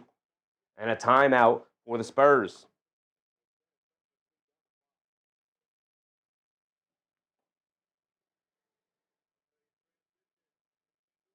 Student said Knicks fans need to get real. Mr. Robinson is underestimated, underrated, and it might be an ego problem for Cat. I don't know. Something's up with Cat. He is shooting as bad from inside the paint as he's ever shot in his career, going back to his rookie year. And he's shooting as bad on wide open threes as he's ever shot in his career since his rookie year. Conventional thinking tells you that those numbers can't keep up. But it's something in his mind right now. It's really bad. Student said last thing, Cat doesn't want to be a fifth position center. He is the best in the fourth, but the story is for tomorrow. Absolutely. Absolutely. We will dive deep into it on tomorrow for sure.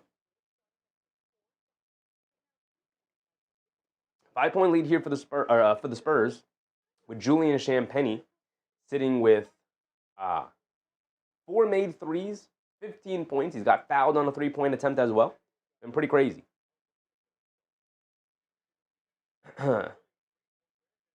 Julian Champagnie continues his incredible year. Also, I just realized I don't have a Julian Champagnie player graphic for our pregame. Incredible that it's taken me this long to realize this, but I'm going to have to make one. Because obviously we're going to continue to cover the Spurs this year. They're an incredibly fun basketball team to watch. Champagnie fires when he's feeling it. Finally misses a shot. His first miss of the night. Reed Shepard is in. He grabs the rebound. Here comes Thompson, bringing it down against Champagnie. Euro steps down the lane, flips it up with the floater. Got it to go over Champagnie. Again, just eating up the wide open space, getting to the rim, and knocking down a floater. Here comes Fox. Has it up top. Coming to his left off a double screen. Carter Bryant is in the game. Fox dancing with it. Coming to his right, down the lane. Stops, puts up the floater. Got it to go for De'Aaron Fox. Quickly answers with a floater of his own. Here comes Thompson, bringing it the other way. He has it on the right wing, attacking to his left. Kick it out. Dorian Finney-Smith on a pick and pop three. Can't get it to go. Champagnie comes over and knocks the rebound away from Capella. And Fox bringing it down the other way. He's going to dance with it. Over the top pass to Champagnie. Reed Shepard does a good job closing off his space. Cornette hands it back off to Fox. He's going to sidestep back for a three. Over Shepard. Got it to go. Now Fox starting to get unleashed out on the perimeters. 32-24, an 8-point lead for the Spurs here with 2 minutes to go in the first quarter. Shepard has it on the left wing, being guarded by Bryant.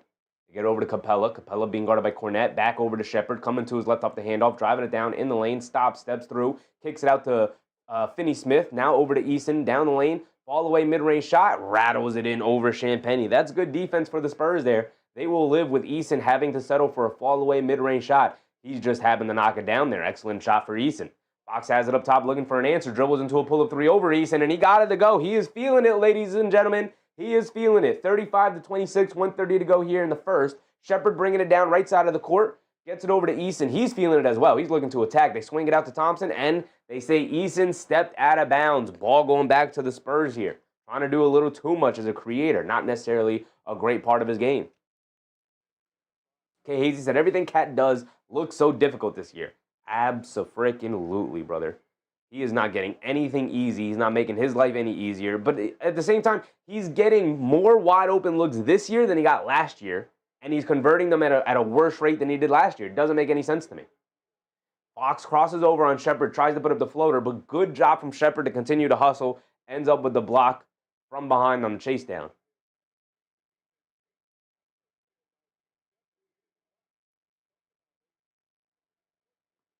They sneak it inside the Carter Bryant. Hangs in the air and gets the layup to go. Beautiful interior pass by Fox from the inbound.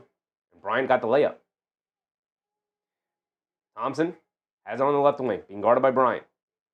Get over to Shepard, curling off a screen, puts up the three, over Fox, in and out, and it rolls out halfway down, but he couldn't get it to stay. 37-26, an 11-point lead here. Harper has it up top, dancing with it against Finney-Smith. Stop, leans in, scoop play with the right hand, can't get it to go, gets swatted out of there by Capella. And the ball is going to at least stay here with the Spurs.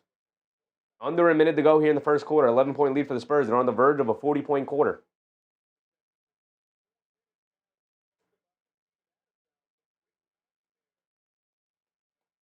Harper gets it into Cornette, gets it out to Fox.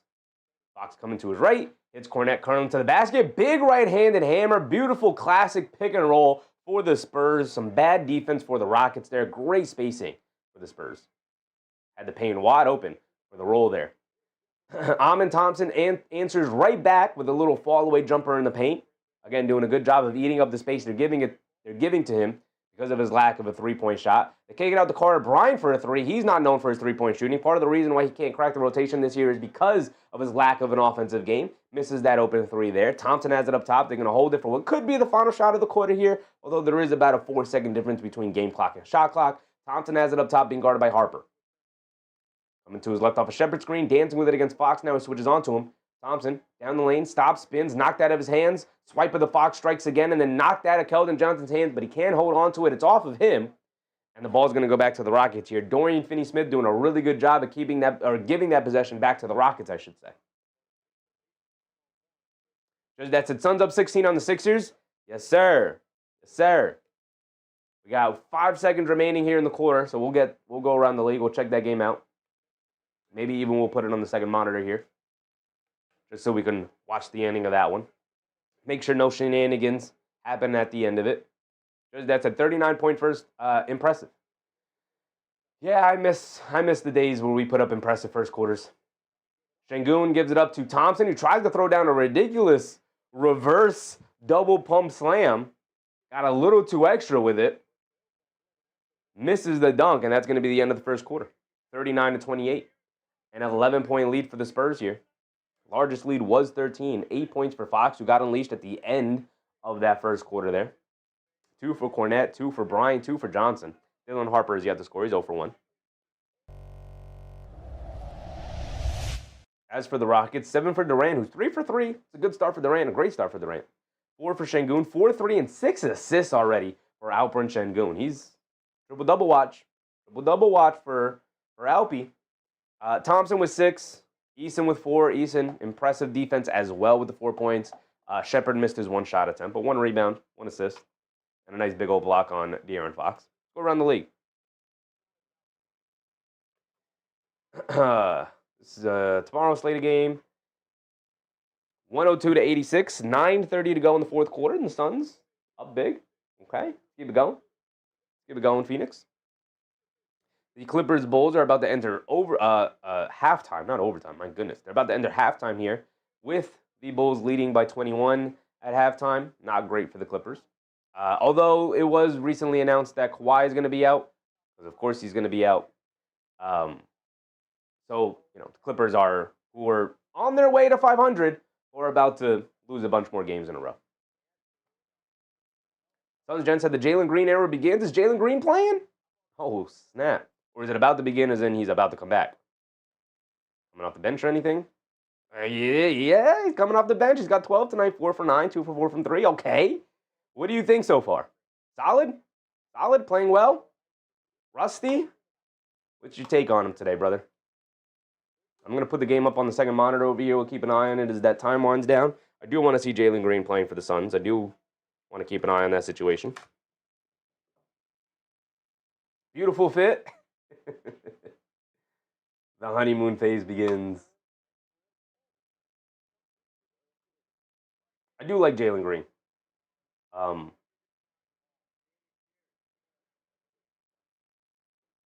I've always liked Jalen Green.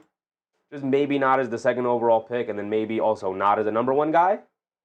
But having him alongside the defense that the Suns have displayed this year, along with the extra ball handling that they have with the guards of Booker and even a Gillespie, along with the way Goodwin has played, along with what Dylan Brooks has made himself, Jalen Green kind of slides in there and gives them exactly what they needed. Another ball handler, another shooter, a go-to scorer, a guy who create his own shot, a lot of that. Definitely needed it. So it's nice to hear that he's been a seamless fit so far, because it definitely felt like it should have been. Definitely felt like he should have been. He's icing on the cake. I mean, you guys definitely needed another guy who can get you a basket. Like Booker obviously can do that. Having Dylan Brooks be your next option is not great, even as good as he's been this year. Is not a great situation to be in. So having Jalen Green slide into that spot, and then having Dylan Brooks as the third guy, having proven what he's been capable of doing this year, is a nice situation to be in for the Suns. And now suddenly they look a little bit more dangerous, especially with Mark Williams being healthy this year. Yeah, he said Phoenix is destroying Philly. Good stuff. Absolutely needed Philly to lose today. Absolutely needed it. So I appreciate you, Suns Gen. Appreciate you, brother. All right, here we go. Start of the second quarter of our game here today. Amin Thompson has it up top. They get it over to Durant. Swings through to his left and gets fouled by Keldon Johnson. Drummond a three. Hold on, Andre Drummond. Hit the side of the backboard. Come on, Andre Drummond. VJ Edgecombe picked up the loose ball and knocked down the midi. Come on, Andre Drummond. Side of the backboard on the jumper. I don't like it.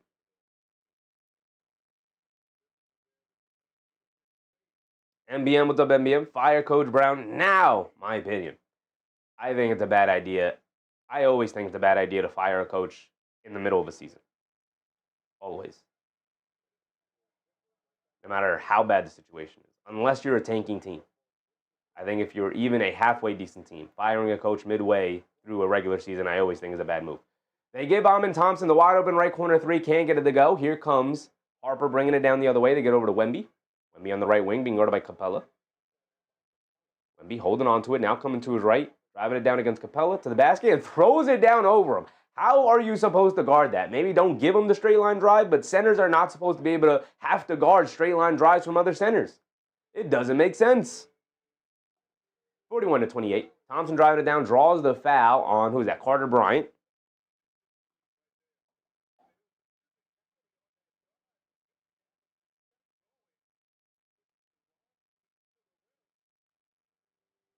MBM said Durant is soft. CEO King said, how many fouls does Wemby have? Wemby has one foul. Picked up one foul early in the first. Has not committed a foul since. 11 minutes to go. They hit Shepherd cutting backdoor. Nice pass from Amin Thompson. Great backdoor cut from Shepherd who came off a screen. Bad defense from the Spurs. Harper has it up top being guarded by Shepherd. Driving to his right. Euro steps down the lane. Scoop blade with the right hand. Got it to go. That's just bad defense from Shepherd. A huge weakness in his game. Part of the reason why Ime Udoka does not want to go to him as often as I think other people think they should go to him. Shepherd has it up top, dancing with it against Bryant. Stops, picks up his handle, shoves it over to Capella. Back to Shepherd, coming to his right. Stops, pump fake, pass fake. No look inside to Thompson. Catches, goes up, layup. Got it to go. Thompson also looking for the foul, and Wemby doesn't get it. But now it's back to 11, all the way down the other end. And Dylan Harper putting his head down, attacking, gets the scoop layup to go. Dorian Finney-Smith raising his hand, saying, I didn't get back on defense fast enough. No, you did not, brother. Thompson has it on the left wing, picked up by Harper. They get it over to Durant. Durant being guarded by Johnson. Swings through to his right.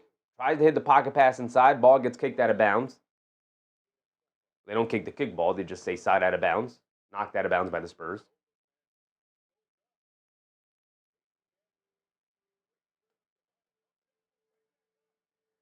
And the Suns now just out hustling Philadelphia to the basketball. You love to see it.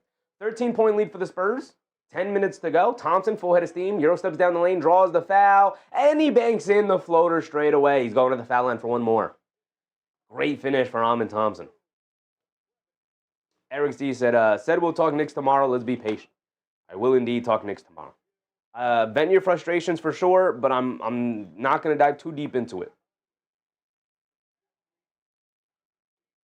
Suns Jen said, as an outsider, I think your coach is a serious problem.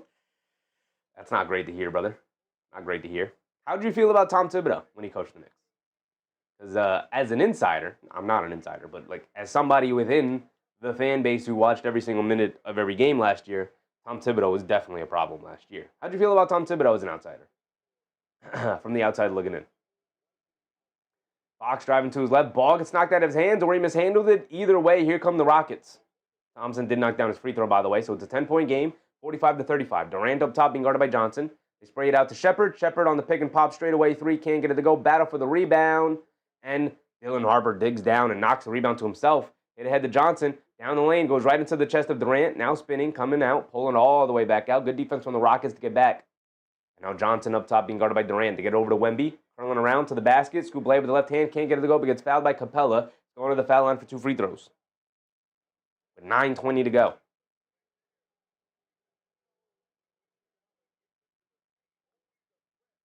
Eric said, don't bite the line, chef. They're fishing. I mean, I understand the frustration. It literally happened last night. So vent your frustrations, get it out. We'll talk about it. We'll mention things. But again, I'm not going to dive too deeply into it. I'm not going to give you my full feelings on the situation until tomorrow when we fully, have time to talk about the Knicks because we'll be covering the Knicks game tomorrow.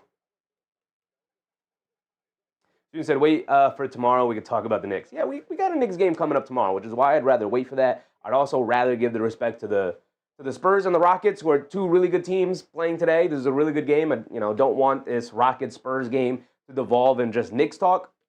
But I understand the Knicks' frustration. So vent your frustrations, vent your feelings. We'll talk about it little by little. But I'm not giving you my full opinions until tomorrow. We're going to dive deep into it until tomorrow. Suns Jets had agreed it was time for Tibbs to go. Suns went through a similar problem. Monty needed to go, and yet we hired the wrong coach twice. Yeah, sometimes that happens, but you can't really afford to do so with guys hitting their 30s and now going into their early 30s. Like, time's winding down. Reed Shepherd knocks down a three after Wemby knocked down both of his free throws. And now here comes Dylan Harper bringing it down the other way. The coaching situation is the most concerning aspect to me, more so than whatever your feelings are in the front office, whatever your feelings are towards the players on the court. The coaching situation to me is like, oof, I don't know how this is going to work out.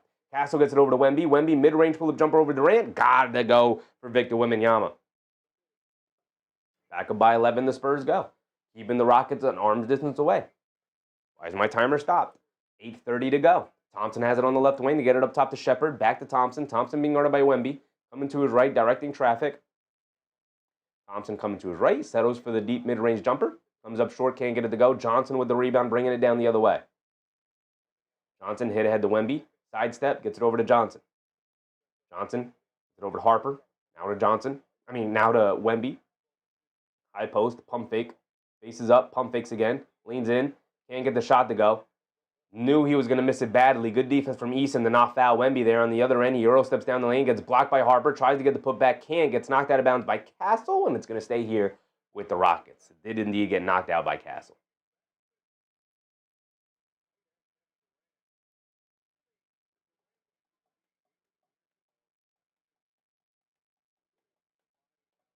Suns Gen said the rotations alone are bonkers. Yeah, we used to be able to pass it off as like, oh, he's experimenting. And then as the season went on, it's like, brother, we got to stop experimenting. We got to lock down something we're comfortable with. And injuries played a factor into some weird combination lineups, but fully healthy yesterday. The rotations were better yesterday, fully healthy. But, during this stretch, it's not been a good coaching thing for Mike Brown right now. They inbounded into Şengün, who spun off of Wemby going to the basket. Wemby ended up holding his face. Şengün gets the layup, and then a really late whistle, and they give Şengün a foul. Şengün gets fouled going to the rim. Let's see it here. Ooh, just inadvertent contact. I don't think that's a foul on either guy. They give Şengün the and one layup there. He's going to go to the foul line for one more free throw. Can cut it to 8. 20-point lead for the Suns here. Love to see it. Love to see it. With 5 minutes to go here in the fourth.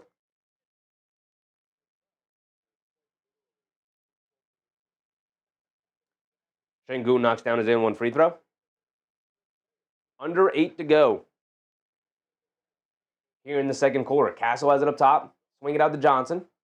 Johnson directing traffic. They get it up top to Castle. Looks like the Rockets are in a 3-2 zone. They get it in the corner to Barnes, an open three. In and out, can't get it to stay. But Keldon Johnson comes flying in for the tip, up and in. Always frustrating to see. And they call a moving screen in the backcourt by Tari Eason. Ball going back to the Spurs. It's always frustrating to see. It's always frustrating when a dominant rebounding team, like the Rockets are, find themselves giving up offensive rebounds. So not even the bigs.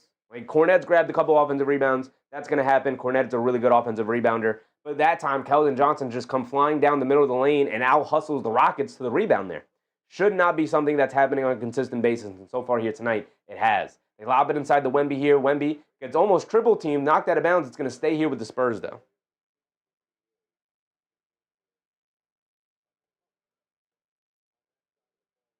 MBM said, Wemby is light, have to be physical. Yep, that's how you guard him.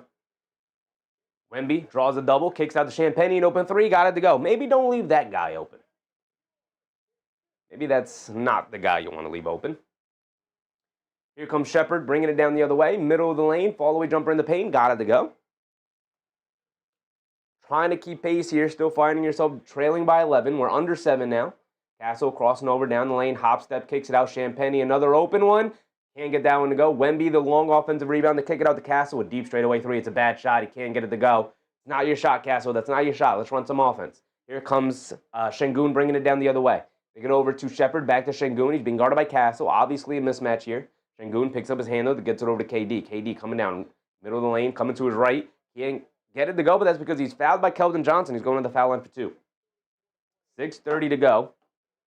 We are quickly approaching the halfway point of the second quarter and then quickly approaching the halfway point of the game. Halftime right around the corner here. 76ers getting ran out of the gym, by the way. Down by 20.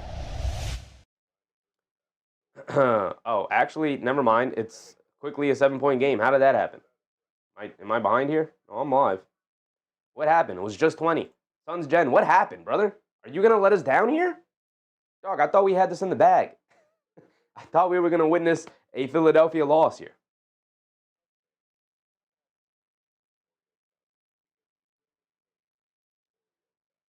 What happened here? Bona, Maxey. Grayson Allen made a 3. Put him by 11. Okay, but you were leading by 20. Not too long ago. Maybe you weren't. Maybe I was wrong. 16. 15. I guess not. Leading by 15. Trailing by 17. Still 15. Back and forth they go. 17. 14. 11. 10. 8. 11. 9. 7. And then you had to call a timeout. Okay. Suns just a sloppy play. Don't let us down here, brother. We got 3 minutes to go. The Knicks have dealt enough pain these past couple of weeks. Don't allow Philly to beat you. We need a Philly loss here. Don't let us down, Booker. Come on, D-Book. You're better than this. Make sure your team wins this. Is Green out there right now? No. I know Green is out there. They got Booker, Green, Grayson Allen, Dylan Brooks, and Iguodala. Booker, a tough all-the-way foul line jumper. You got it to go. That's D-Book right there. That's D-Book right there. Student said the Bulls are killing the Clippers. Yeah, without Kawhi Leonard, the Clippers come crashing back down to earth very quickly. Without Kawhi, that team is a whole lot of nothing. All-the-way jumper for Edgecombe trying to answer. He can't. Grayson Allen with the rebound. Here comes Booker. All right, Booker. Lead him to the promised land, brother. Lead him to the promised land. Lana Mona said, is it time to panic, Knicks fans? Yeah, you could panic. I definitely can't blame anybody for panicking, for sure. Surprised we don't see AP in the chat tonight. Dylan Brooks down the lane, draws the foul, and gets the and one as he just flipped it up onto the rim. All right, Dylan Brooks. There you go, brother. Unless they wave it off here, definitely looked like a hook. I was about to make the joke that if that's Karl Anthony Towns, they call that the offensive foul. It looks like they are going to call it an offensive foul.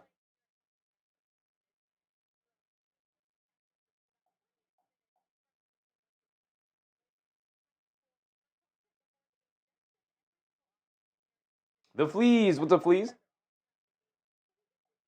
Naughty Ghost said, if the Clippers don't get punished for circumventing the salary cap, that's going to be crazy. Adam Silver is definitely hoping that all of this just gets swept under the rug. He's definitely hoping for it.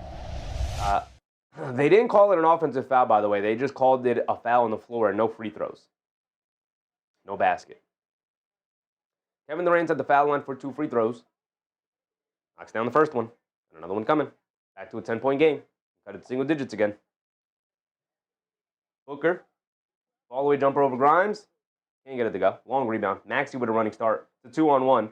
Maxey's probably going to win this to the basket. Layup. Can't get it to go. Bona comes flying in for the rebound, but he's out of bounds when he lands with the rebound. Ball going back to Phoenix here with a minute and a half to go. 9-point lead for Phoenix. They have Devin Booker on the floor. They have Jalen Green back. I got confidence in Phoenix. Champagne has it up top. KD did knock down both of his free throws, but then Wemby answers right back with a foul line jumper. Here comes Şengün bringing it down. Hands it off to KD. He's being guarded by Johnson. KD up top. Hands it off to Eason. Eason hands it off to Şengün. Şengün Hands it off to Durant. Coming to his right, down the lane, inside to Şengün, through his hands. And now here comes Champagnie pushing the other way. Hit a head pass to Johnson, gets to the rim, can't get the layup to go, but gets fouled by Jabari Smith Jr. And Keldon Johnson's going to go to the foul line for 2 free throws. And we're halfway through the second quarter here.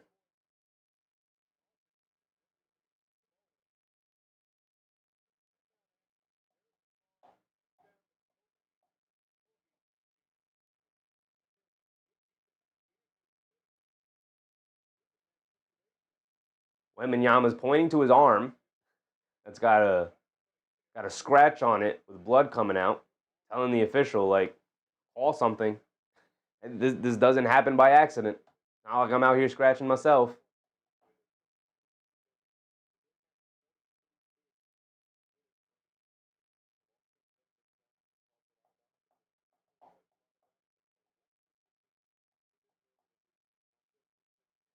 And I have the Suns thing up. My bad, y'all. My bad.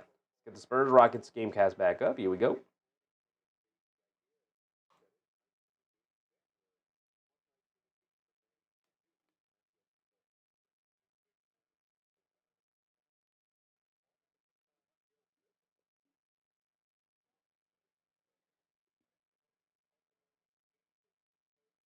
Johnson hit the first one. Knocks down the second one. Rattled in and out, but ultimately fell down. And now here come the Rockets. Kornet is in for Wemby. Wemby back to the bench. Johnson has it up top. Get it over to Şengün. Şengün coming to his right, being guarded by Kornet. Settles for the mid-range jumper. Comes up short. Battle for the rebound. Eason ends up with the offensive rebound. Over to Thompson, who gets blocked at the rim by Kornet, and then Barnes picks up the loose ball rebound. Hit ahead to Castle. Castle turning on the Jets. Down the lane. Stop. Crosses over. Kicks it out. Barnes wide open. Left wing 3. Great pass. And he rewards his teammate by knocking it down. And now a 16-point lead is opened up for the Spurs. Thompson has it up top. Hands it off to Smith Jr. Inside to Şengün. Şengün being guarded by Kornet. Hands it off to Eason. Eason settles for a deep, long pull-up 2. Hits the front of the rim, but gets a friendly bounce as it drops down. It's a terrible shot from Eason, but he got it to go down. Never want to settle for a deep mid-range pull-up jumper like that, especially from a non-star. Castle crosses over down the lane, bump, steps through, gets blocked by Şengün, but saves it out to Champagnie for another open 3. He can't get it to go, and ultimately knocked out of bounds by Kornet, and the Rockets will bring it down, trailing by 14 here. Under 5 to go.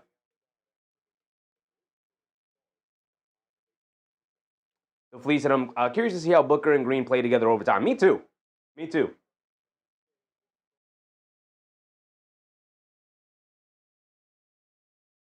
Excuse me.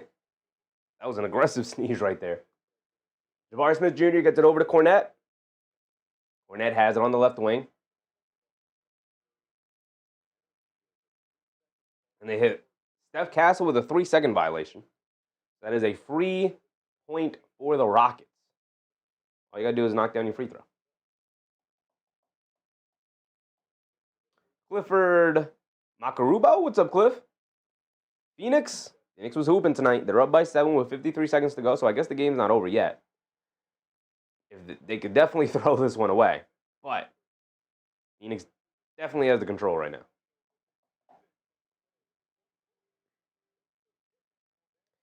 Susan said, KD taking the Rockets to the trophy, not happening, especially without VanVleet. Yeah, it's been rough without VanVleet. They definitely need an organizer as a point guard out there. Just a true blue point guard. Impressive move from Jabari Smith Jr. Crosses over to his left and knocks down the baseline pull-up jumper, knocking it back to a 12-point game here. Castle down the lane, ball gets knocked out of his hands, and then Şengün saves it over to Okogie. Another turnover for Castle. Eason no-look pass to Jabari Smith Jr. streaking down the right side of the court for a one-handed slam, knocking it back to a 10-point game. And we get a San Antonio full timeout with 4:14 to go here in the second quarter. Houston mounting some momentum here.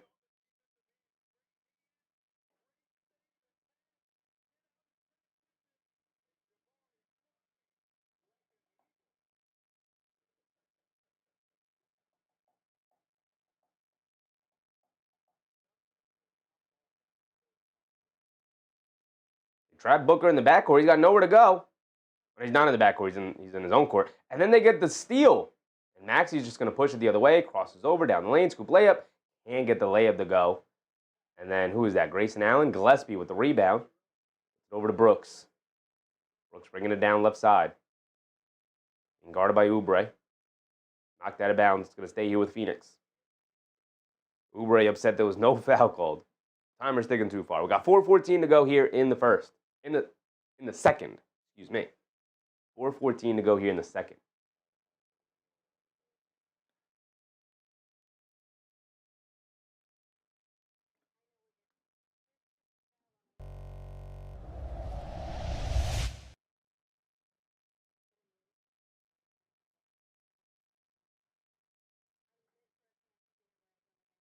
$114, 107 with 30 seconds to go in the Suns Philadelphia game. Clippers, Bulls. Clippers find themselves trailing by 17 here against the Bulls. Classic Clippers as they give up 45-second quarter points to the Bulls. Listen, man, even mediocre teams are putting up 40-point quarters every now and again. The Knicks have been so bad, they can barely sniff 30-point quarters. Talk more about the Knicks tomorrow. Timberwolves Jazz have tipped off. Sitting at 9:30 now here in the East Coast, and we're not even at halftime. That dang delay game, man. NBM said classic Clippers. Very classic of the Clippers here. Don't rule out the possibility of a comeback, though. It is only Chicago. Susan reminding people to like button. Appreciate you, Susan. If you're enjoying the show so far, hit the thumbs up button. Like the stream. I'd very much appreciate it. It is by far the best thing you can do to help support the community and the channel, y'all. I appreciate it.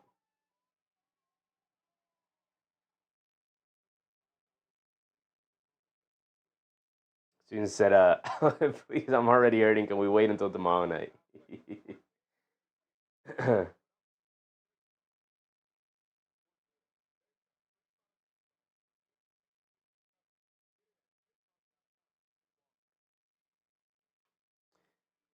They do put Dillon Brooks at the line. He got fouled by Oubre. They called the foul on Oubre, so. And they did try to challenge, but it did come back as a foul. So that one should be iced out with Dillon Brooks at the foul line.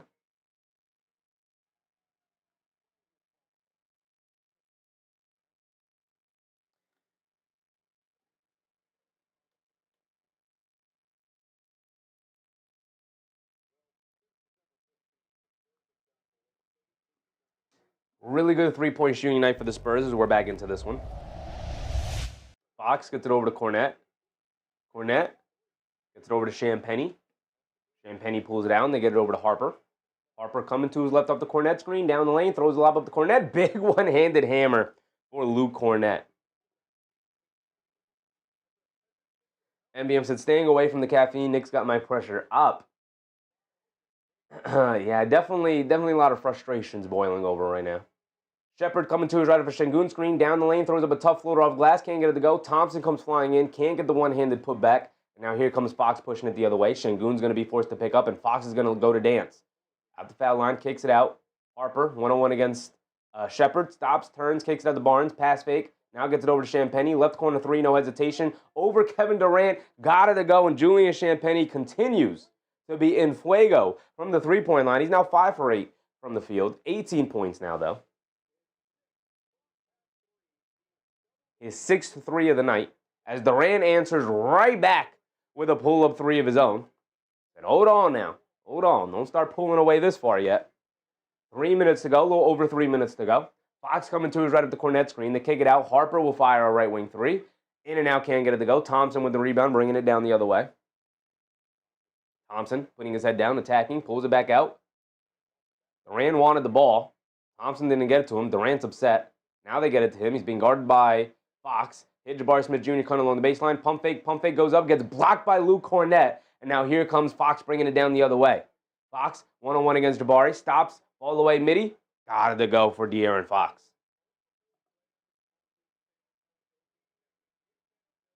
He said Champagnie is going for the franchise record. He can't break his own record.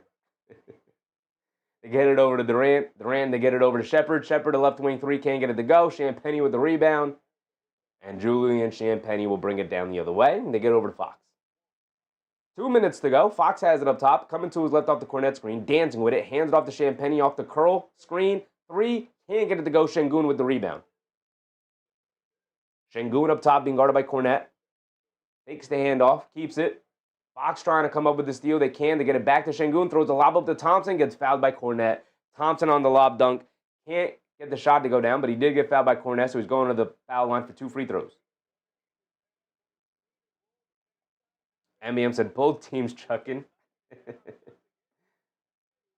And the Phoenix Suns do officially knock off the Philadelphia 76ers here. Love to see it. Love to see it.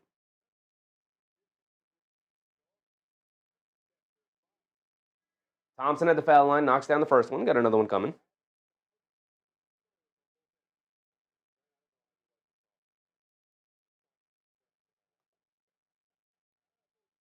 Wemby comes in for the final 2 minutes here.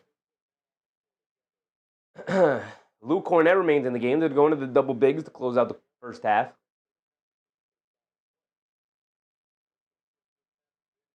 Suns Gen said it was closer at the end than it needed to be. But the 76ers lost. There we go. We got a 76ers loss. We needed it.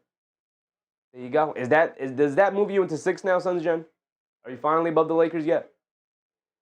Thompson does miss the second free throw. Here come the Spurs. Fox has it up top, being guarded by Thompson. Coming to his left off a Cornet screen. Driving it down. Kicks it in the corner. Pump fake from Castle. Why does KD go for that pump fake? Mid-range pull-up jumper. Can't get it to go. Still not a good decision from Castle to pull up for the midi there. Thompson bringing it down the other way. They get over to Şengün. Şengün up top being guarded by Cornet. They get over to KD. Curling off a screen. Puts up the 3. Comes up short. And Cornet with the rebound. Champagnie gets it over to Fox. Fox will bring it down. Fox hesitates. Deep pull-up 2 is his toes on the line. He can't get the shot to go down anyway. It was not a good look for De'Aaron Fox. Not even sure why he took it. Still had plenty of time remaining in the game with over a minute to go. Şengün. They get over to KD. KD swings through to his right. Knocked off of Kevin Durant by, who was that? Castle right there. Good defense from Castle to knock the ball loose and then off of Durant's leg. All out of bounds and going back to the Spurs here. Spurs holding on to a 13-point lead, 68-55. And now 50 seconds to go in the second. They get it to Champagnie high, up top by the 3-point line. Trying to get it to Wemby. They do get it to Wemby, being guarded by Dorian Finney-Smith. Wemby faces up. To his right, mid-range pull-up jumper. Got it to go. I mean, if he's knocking down those type of shots, there's really nothing you can do. There is no contesting it. You're going to have to block him on the way up. Şengün fires a right wing 3, and he splashes it nothing but net. Clearly looking for the 2-for-1 opportunity there. Fox has it up top, being guarded by Thompson. Get over to Wemby. Wemby's going to look to answer for a straightaway 3. Off the back rim, can't get it to go. Batter for the rebound. Cornet knocks it out of bounds. Tried to knock it to his teammate, but his teammate was not ready, and it goes out of bounds. 23 seconds to go. So the Rockets will hold it for the final shot here. A perfectly executed 2-for-1 opportunity there for Şengün. Knocked it down to 3. They got a defensive stop, and there's exactly 24 seconds remaining on the game clock. So shot clock is turned off, and the Rockets should be able to hold it for the final shot of the quarter here. They trail by 12. Pete Shepard has it up top, coming to his left off of Finney-Smith screen. Shepard gets it over to Şengün. Şengün coming to his left. Pump fakes, gets to Durant, back to Şengün. Pump fakes, and draws the foul on Wemby. The second foul on Wemby will send Şengün to the foul line for 2 free throws with 7 seconds to go. So the Spurs will have an opportunity to get the ball back offensively here, but perfectly executed 2-for-1 there for the Rockets, and specifically by Şengün, who's now going to be rewarded. He knocked down the 3 and will now step to the foul line for 2 free throws.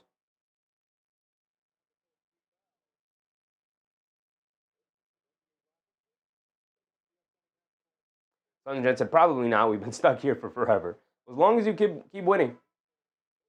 Because I do suspect that the Lakers will eventually continue to lose. Not a fan of that Lakers team at all.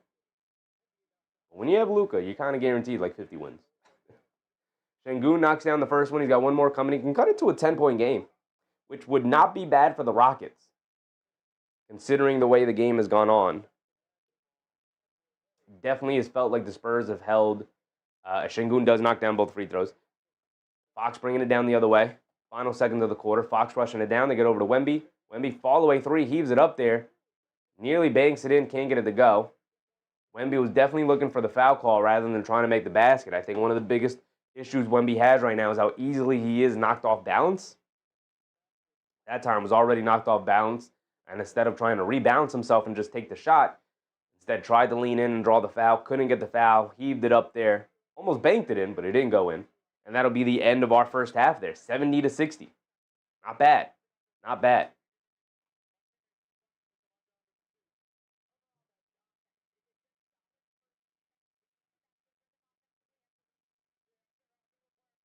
MBM said, still a Knick for life?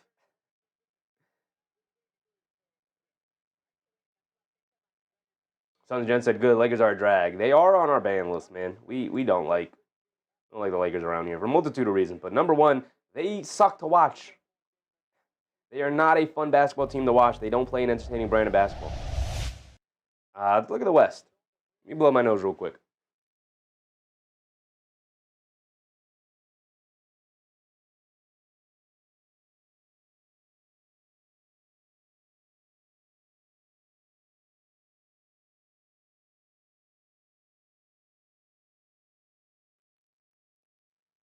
So the Phoenix Suns are still technically in the play-in. They are tied technically with the Lakers in the standings, although they are one back in the loss column. They're not far off from the 4th seed. They're only one back in the loss column of the Timberwolves, who are sitting in the 4th seed, as well as the Timberwolves have played as of late. Still not out of the run possibility they could fall into that 7th seed, which would be tough. Would be a tough sight for Minnesota, who's been playing excellent basketball as of late.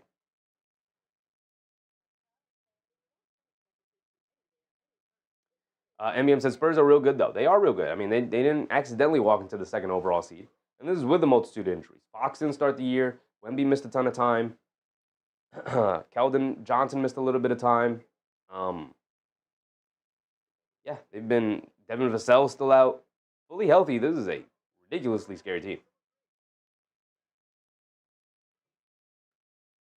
Sons Jen said with their 2 big prima donna babies. Everything about the Lakers is just a tough watch. Everything about the Lakers, for sure. Nadigo said the problem with the Lakers have right now is their best player and future is a non-factor on defense. I don't think that's the biggest problem they have. Not even close. I don't think that's even close to the biggest problem they have. I think the biggest problem they have is that outside of Luka, like Luka can be a bad defensive player because he's generationally talented offensively. Like we were talking about earlier, you can outweigh bad defense with incredible offense. You can outweigh bad offense with incredible defense. Luka is definitely an extreme version of that, where he's so incredible offensively, he could be bad defensively. It could happen. And you could still, they were just in the finals with Dallas. You just have to build the proper roster around them. The Lakers are not building the proper roster around them right now. You have a 41-year-old wing who, he's 41. I don't expect him to play good defense. Who can't play good defense because he's 41. You have another guard who's, however old Reeves is, 27, 28, whatever, who also can't play defense. All 3 of those guys need to be in the starting lineup because they're your 3 best players. So your 3 best guys can't play defense. Your center is as inconsistent, even as talented as he is, center in the NBA. I think Karl-Anthony Towns is a rough watch. DeAndre Ayton, my goodness. One night, he's unstoppable. The next night, he's invisible. So your 4 best players, your 4 top players in your rotation, all can't play defense. You can only have one guy like that. A completely mishapped situation in LA with their roster construction. Terrible roster construction. Oscar, Ivan, Rodriguez, Moya. What's up, Oscar? Who's going to win? I don't know. That is why we watch the games. I don't know who's going to win. If I knew who was going to win, I wouldn't watch the game. You know, if I knew how what happened during a show, I probably wouldn't be in a rush to watch the show.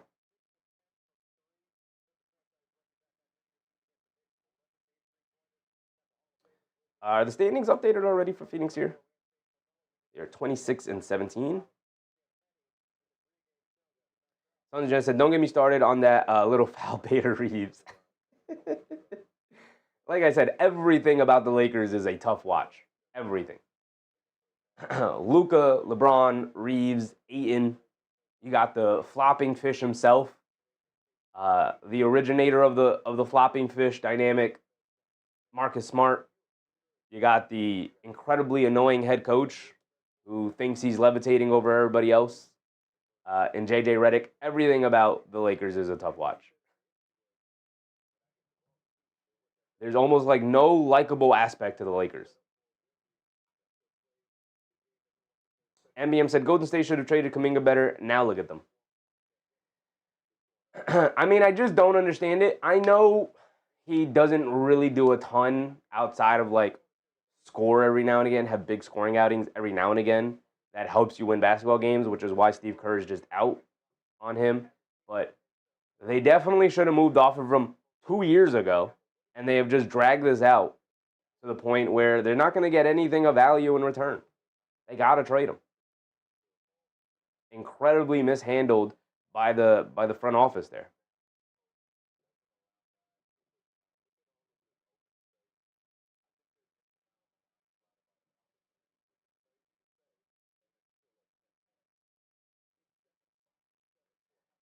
Susan said Luka's like watching the Thanksgiving balloons get blown up after year. Not exciting. Not exciting at all.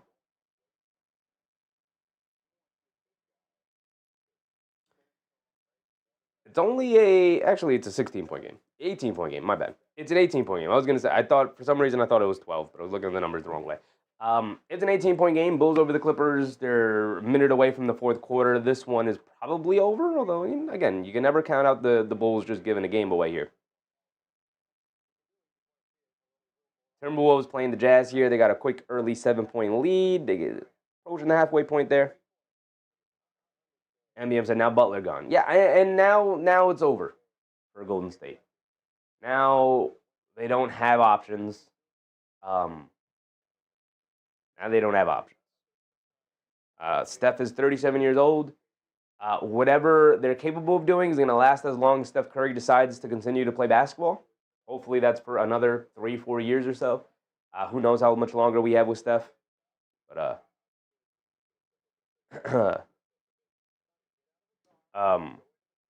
as soon as he retires, or maybe even during his retirement tour, like that last year, that team is done. Team is done. MBM said Curry for Cat. I mean, in a heartbeat, brother. In a heartbeat.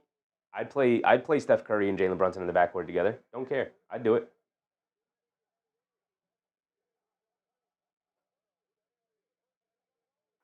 Naughty Go said, it's not like anyone else on the Lakers played great defense either. Yeah, I mean, you can only have one guy. You can only have one guy who plays bad defense. Maybe two. But everybody else has to be a dog defensively. Sons Jen said, yeah, LA is next door to us. We have their fans in the building all the time. Truly unfortunate. As a Knicks fan, we get to deal with the opposite. We go to Brooklyn, and it's a Knicks home game. We go to Orlando, it's a Knicks home game. We go to the Washington Wizards, it's a Knicks home game. Where else isn't? We go to Philadelphia, oftentimes, Knicks home game. Where else do we travel to? We travel everywhere.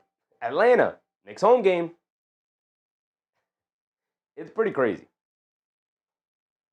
Hopefully Charlotte, Knicks home game, absolutely. Knicks have the most home games in the NBA by far, even more than the Lakers. Sunshine said, yeah, we see you guys here too. We are everywhere. Even as bad as an organization we've been. 20 years of tomfoolery, being ran by clowns in business suits, and we still have fans all over the country. It's incredible. It's truly incredible stuff. Best fan base in the NBA. No other fan base would be this fervent after 20 years of just the organization just beating the fan base down. It's just absolute nonsense tomfoolery, and yet fans still showing up to other teams' buildings. MBM said games in January, February, and March Uh, mean nothing, but give me a break, Coach B. Just saying. Um, I would be able to say that too, MBM, if they were like 500 during this stretch. If they were like 6-6 over the last 12, heck, even if they were 5-7, maybe even if they were 4-8, I'd be like, ooh, that's a tough stretch. But you know what? They'll be all right. I'd be able to find the silver lining in it. I'd be able to say dog days. I'd be able to say injury. I'd be able to say fatigue. I'd be able to say those things. But when you're 2-9, 2-9, that's when you look at it and you go, oh, something is fundamentally wrong here. And again, we'll dive deep into it tomorrow.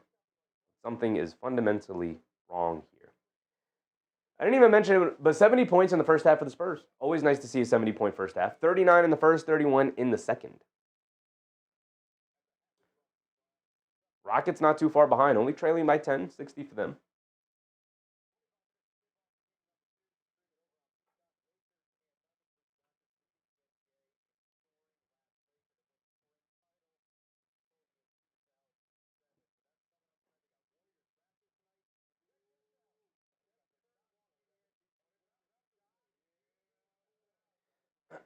So the Sun 76ers are the only game that has concluded today, and it looks like at the end of the third, Bulls up by 19 on the Clippers here.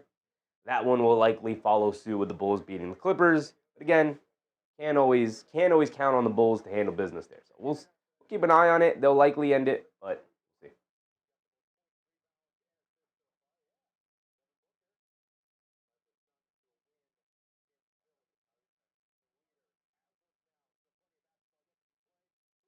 Timberwolves Jazz locked in a tight one. Maybe we can pull that one up next. This is definitely counted as Rivals Week. Completely forgot it was Rivals Week. All right, let's put up the Minnesota-Utah game. We'll keep that up here on the second monitor. Utah has some very impressive wins this season, and they're looking to get another one over the Timberwolves here.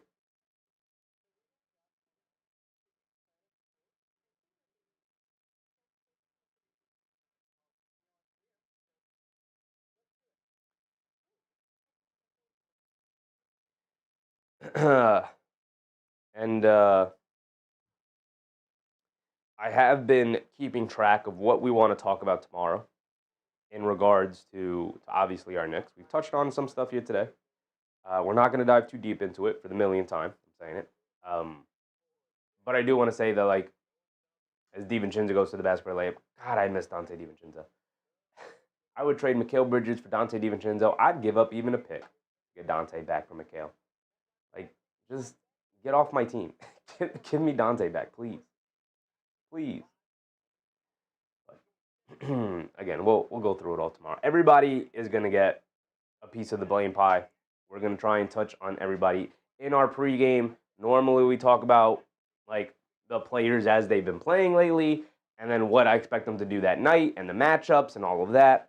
That will not be the pregame discussion tomorrow. The pregame discussion tomorrow will revolve around who deserves blame for what, and hopefully what can be fixed, and if there's any optimism or silver lining to be found. Spoiler alert, there's some. There is some. But obviously we're just going to have to wait and see. Just that's a top 6 seems fair. It shouldn't. It should not be the goal. Top 6 should not be the goal, man.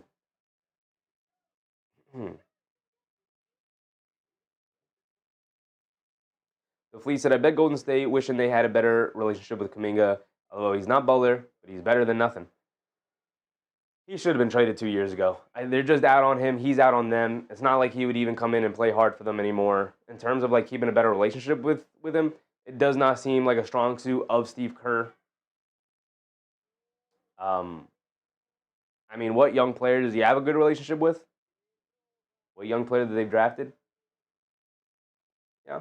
We'll see how Pod's career continues to go. We'll see how Moody continues to develop. Although Moody, I feel like he's been on this team for 100 years and still remains very much very similar players to when he came into the league. Great ball movement from the Timberwolves here. Edwards will fire the three. A little overpassing there from Minnesota. It's a 3-point game, by the way, 48-45. And then, oh my goodness, Walter Clayton Jr. just being Minnesota down the court for the scoop layup.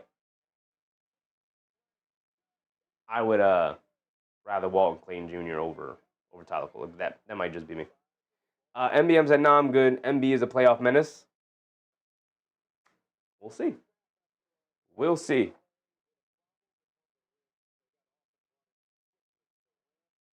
The Fleet said, I bet Golden State wish... Oh, I read that one. My bad. Yeah, I don't know where... The only trading place for Jonathan Kuminga seems to be the Minnesota Kings. The Sacramento Kings. They're seemingly the only team that is, like, bought in. That they tried to get him this offseason, and the Golden State Warriors balked on a couple of trade offers that they made, which, in hindsight... Not even in hindsight. In the moment, it seems silly. Just get him off your team.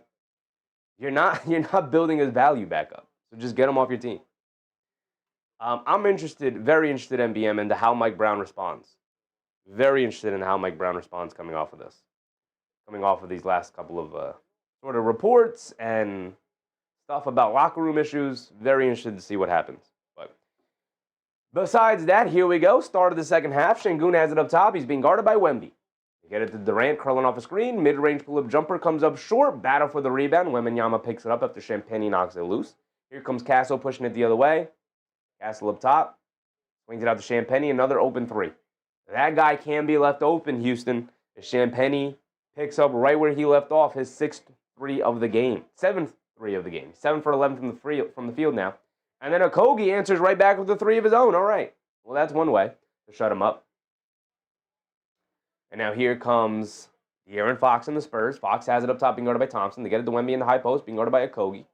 Okogie pushes him out to the three-point line. They hand it off to Champagnie, who pump fakes down the lane, kicks it out to Castle. Castle on the right wing, calling for a screen with Champagnie.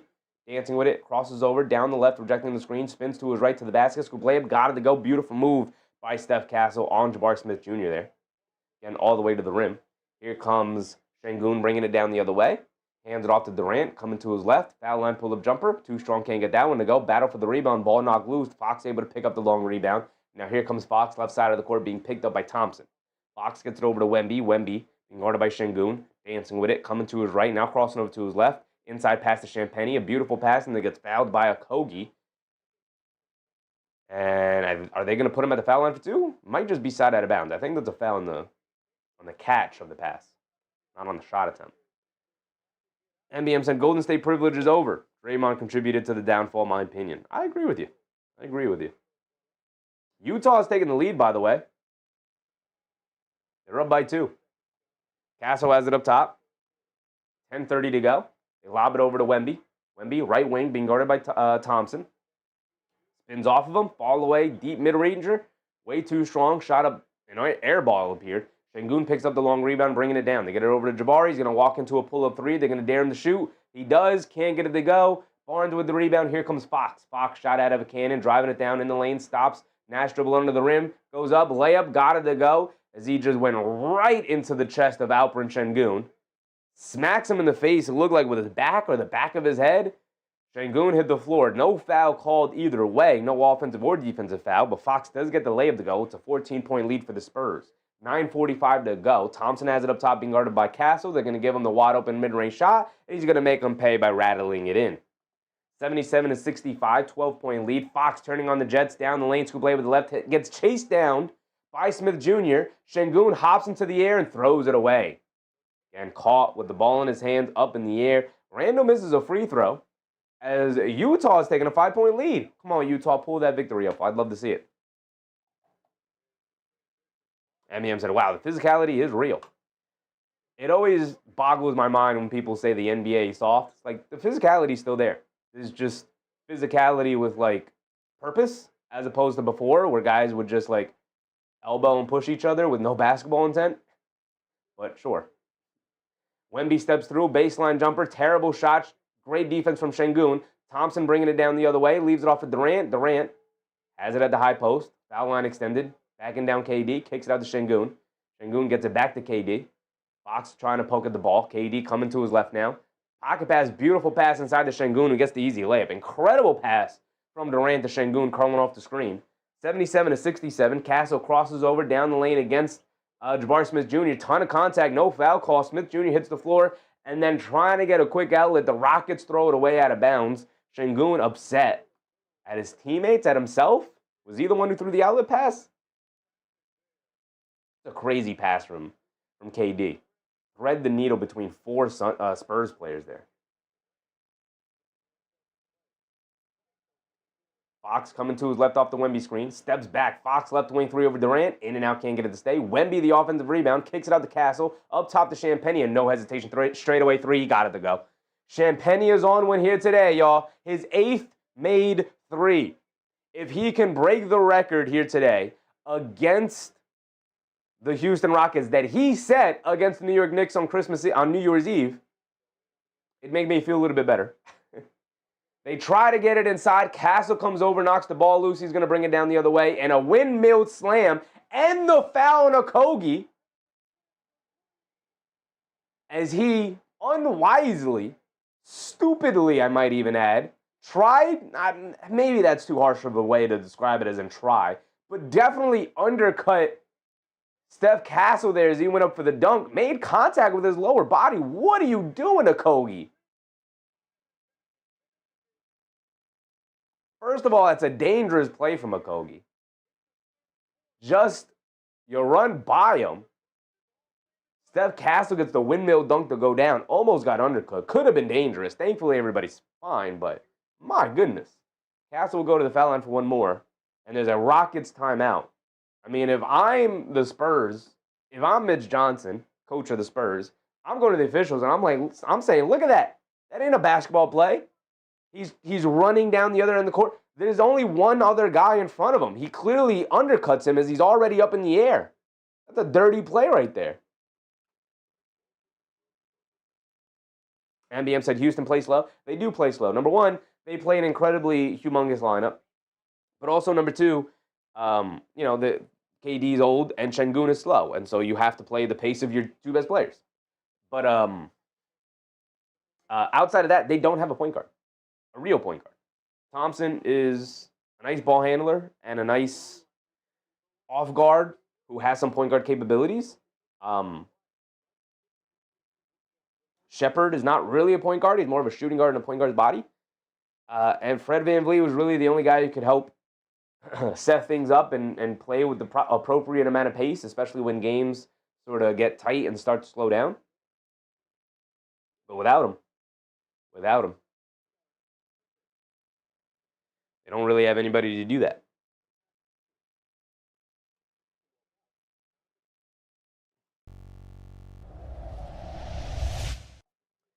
$55-53. If Utah can pull off this upset, man, that would be fun.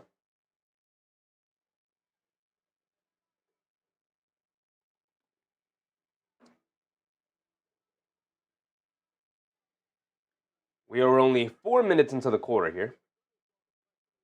8 minutes to go here in the third. And the Bulls they're still up by 18 with 6 minutes to go. Clippers seem dead in the water. They're not going to pull off this comeback. The Fleet said they could use CP3, perhaps?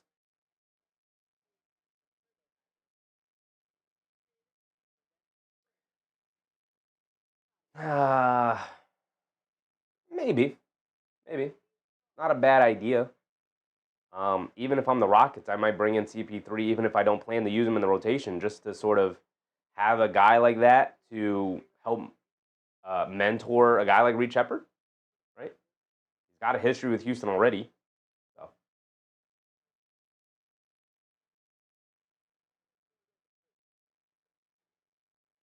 It's not a bad idea, Fleece. That's not a bad idea at all. Right? The thing about it, the reason why I'm hesitating so much is I don't know if I'd want to play him over Shepard. Obviously, I'm not playing him a ton over Thompson. Didn't look like he had much left in the tank when he was with the Clippers. But I wouldn't mind him with the Rockets. Again, to help tutor and mentor Shepard.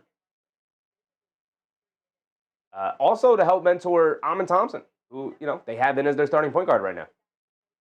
Castle knocks down his and one free throw.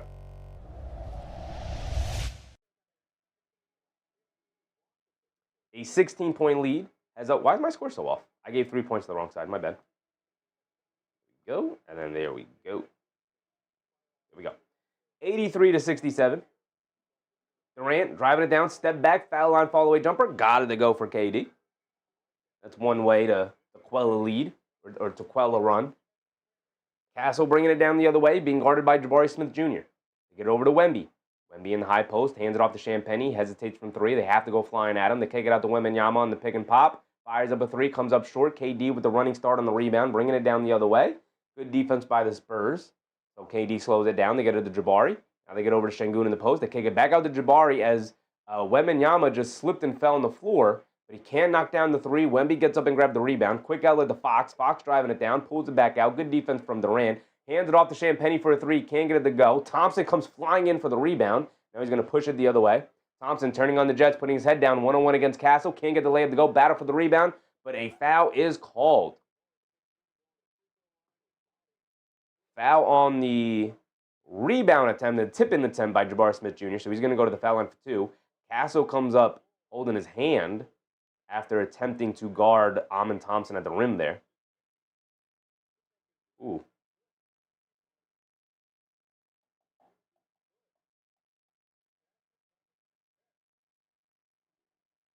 So Jabari Smith Jr. is at the foul line for two. All that chaos will result in 2 free throws for Jabari Smith Jr. He knocks down the first one. Castle still flexing that left hand. Part of the that left hand injury is why he missed a couple of games earlier. A bunch of games, actually. He's got that thumb taped up.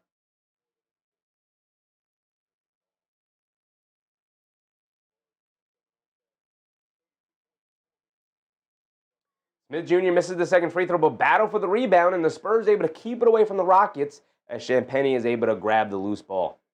Under 7 to go. Castle has it up top. Wembenyama subbed out. Cornet is in.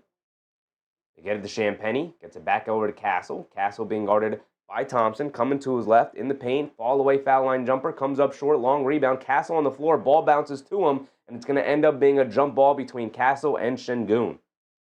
Some serendipity there for Steph Castle. Slipped and fell after he took the jump shot.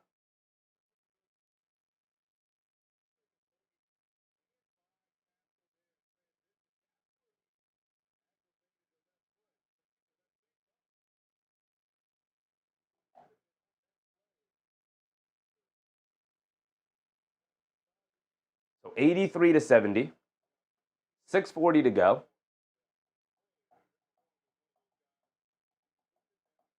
Reed Shepherd subs in here. MEM said depends on his mind state. CP3s. Yeah, I'd call him and him, his agent, whoever I got to call, talk to, and I'd say, look, man, I don't know if there's a spot here in the rotation for him, but we'd love to have him a part of the team. Bring him as a mentor, have him hang around some basketball again. Don't got to sit home unless he wants to sit home. I mean, he's at the age, wants to be around his family, his kids. The Spurs win the tip. Castle beats Şengün for the tip. And then they get it out to Harper, and Harper quickly lobs it inside the Cornet for the reverse slam. Bad organizational defense for the Rockets after losing the tip ball. Şengün fires a three. He can't get it to go. Keldon Johnson comes flying in for the rebound. 6:20 to go. Approaching the halfway point of this third quarter. Castle gets it over to Champagnie. Back to Castle. Castle up top being guarded by Shepherd. Quick crossover to his left. And Castle can't believe it. They call it out of bounds off of Castle. Castle saying Shepherd knocked it out of bounds, but they're going to give it back to the Rockets here.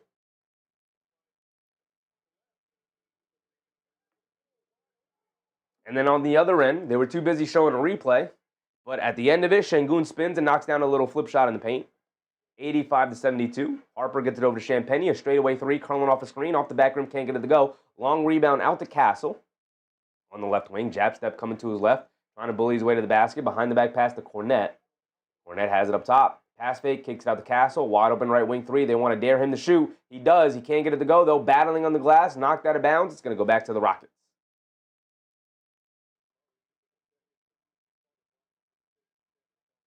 Carter Bryant's going to sub in here. Tari Eason is also going to sub in here.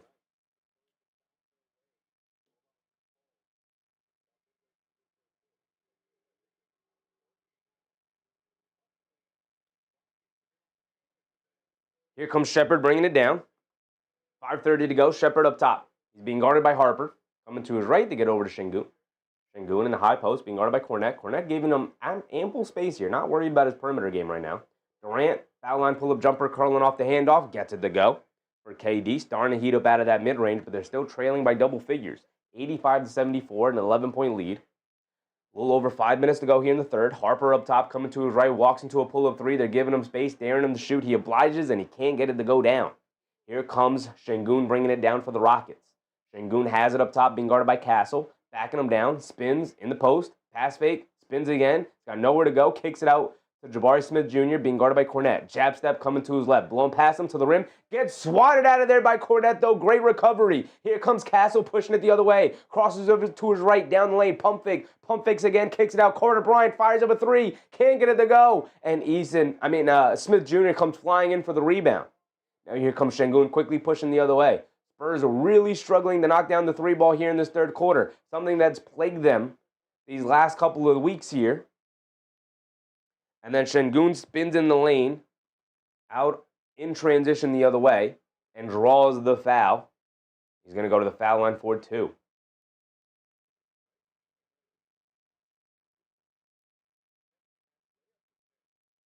MBM said, looks like KD's on a minutes restriction. He might be on an old man restriction. I don't know if it's necessarily a minutes restriction. I just think he's 37 years old, and you want to make sure he's ready for the playoff run and value that more so than a regular January game, you know? I think it's a little bit of that going on. Şengün knocks down the first, and he knocks down the second.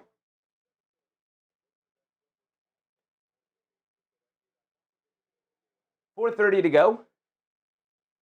9-point game, back to single digits. See if the Rockets can get some stops and scores here. Dylan Harper on the right wing to get it up top to Kornet. Kornet hands it off to Castle, coming to his right, driving it down. Pass fake, kicks it out to Harper. Harper kicks it out. Keldon Johnson, pump fakes. Back up top to Harper. They swing it over to Castle. Castle pump fake, jab step three. Castle rattles it in. Big time shot for Steph Castle. They needed a guy to knock down a perimeter shot after a string of misses. Finally got one to go down. Reed Shepard has it up top, dancing around in a Şengün screen. Coming to his right of the screen, driving it down, foul line pull-up jumper. Can't get it to go. Battle for the rebound, knocked out of Jabari Smith Jr.'s hands by Carter Bryant. So it'll remain here with Houston. 3:47 to go.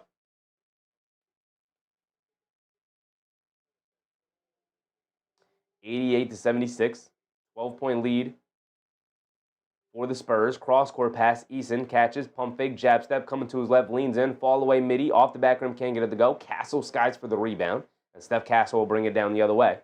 Castle up top, takes it over to Carter Bryant. Carter Bryant crosses over, hands it off to Harper. Harper gets it over to Kornet, hands it back off to Harper, coming to his right down the lane, throws the lob up to Kornet, a tough lob pass, and it's out of bounds off of Şengün. So it'll stay here with the Spurs. 7 seconds remaining on their shot clock. 3:20 to go. Just that's it. Spurs in total control. It's only a 12-point game, but it definitely feels like the Spurs have held control of this one all night long. Even through the stretch here with some shooting woes, the Rockets have really struggled to get back into this one. Haven't been able to get under 9 in a while. But it's not insurmountable for the Rockets for sure. All they need is one hot stretch here. Get it in Harper. Harper steps back for a right wing three. Off balance. Can't get it to go. They will live with Harper and Castle shooting three-pointers all night long. Thompson is back in. He has it on the left wing. Thompson directing traffic. Quick crossover to his left. Loses his own balance. Slips and falls. And Fox able to pick it up. Home run pass to Keldon Johnson. Johnson has it in the post against Şengün. Falls into his own teammate. Saves it out to Harper. Back inside quickly to Johnson. He knocks down the floater. Nice ball movement. Nice give and go between Harper and Johnson there. And now it's back up to a 14-point lead, and the Rockets call yet another timeout. Only 3 timeouts remaining for the Rockets here. I am the resident. What's up, resident? Free $400? Rooting for you, brother. Rooting for you. Hoping you get everything you need.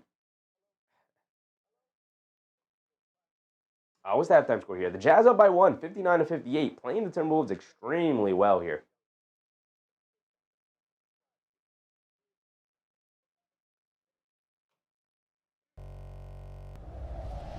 Other than that, the Bulls have pulled away from the Clippers entirely. 25-point game with 40 seconds to go. That one never got close. Heat Kings are just tipping off now. Lakers Nuggets are on the verge of tipping off any second here. That is technically the late night game. This game should be wrapping up. But because of the delay to start with the uneven rim, almost a 30-minute delay before we got to the tip-off, we're going to have to go a little bit later than what we initially thought.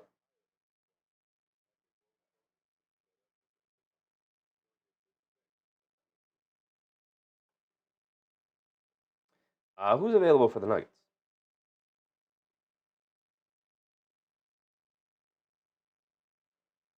Hardaway is probable. Gordon is probable. Murray is probable. Brown is out. Christian Brown sprained his ankle again? Oof. Suns Jen said if the Lakers win, they go right back to the 7th. Yeah, you guys are technically tied for the 6th. Jokic, we know, is out. And Valanciunas, we know, is out. Last time they updated Jokic was the 14th, and that he was on the court doing workouts. Has it really already been 4 to 6 weeks for Jokic? That was the initial prognosis for him. My goodness. Time is flying.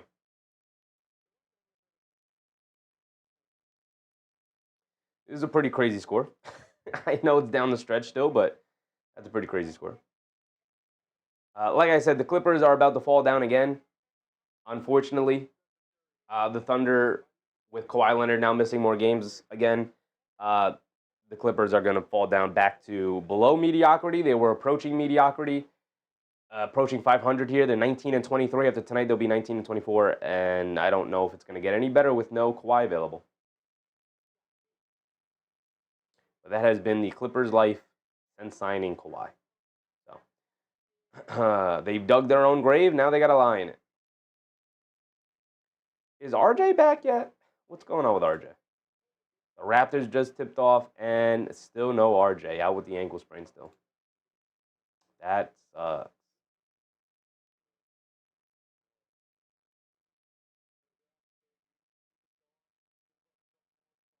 And the Lakers Nuggets has started. And now all of our games have tipped off.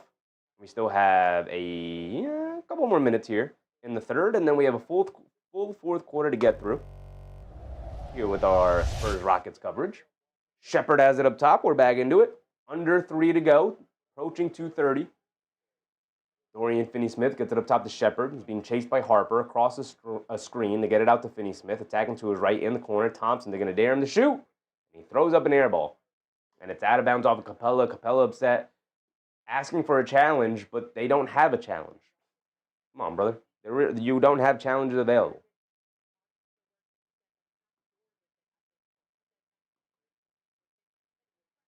Fox has it up top, being guarded by Shepherd. Fox trying to tiptoe the line. And they call it backcourt violation. It looked like Reed Shepherd knocked the ball loose, so he should have been able to go in the backcourt to recover it. But I think they said he recovered it in the front court and then went into the backcourt. Either way, they called the turnover. Ball's going to go back to the Rockets here. Thompson up top, hands it off to Shepherd. Shepherd coming to his right at the Capella screen, tried to deliver down low to Capella, an impressive pass. And then Wembenyama comes from behind and fouls Capella at the rim. Tried to get the chase down recovery block, but ends up fouling him. He's going to send him to the foul line for 2 free throws. Capella, not a great free throw shooter, so pretty good foul overall for Wemby there. He got all ball first, but then came down across the arm, which I never know how to judge that. Some people say if you get all ball first, it doesn't matter on the follow-through. Some people say if you hit him on the follow-through, it still counts as a foul. Capella does knock down the first one. About a 50% free throw shooter. Knocks down the first one. He's got another one coming. They're going to need all the points they can get here to make the comeback happen.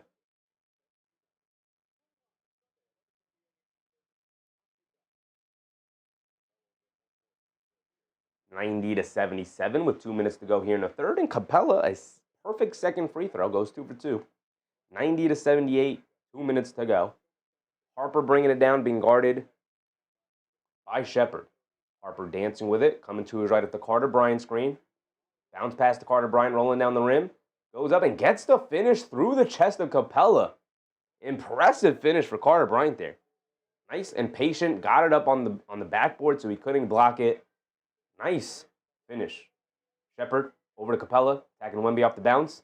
Pass fake. Takes it back out to Shepherd. Puts up the three. Off the handoff. Comes up short. Long rebound. Capella overpowers Wemby for the rebound. Wemby's biggest weakness. Then they throw a lob up top to Capella. Nice connection between Reed and Capella.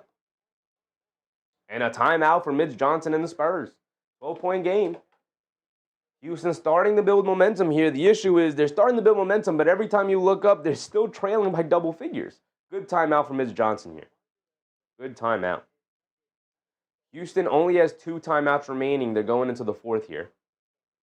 That's not good.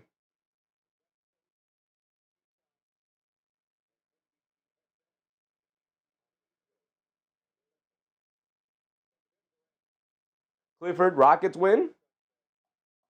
They got to have a big fourth quarter to do so. Not impossible.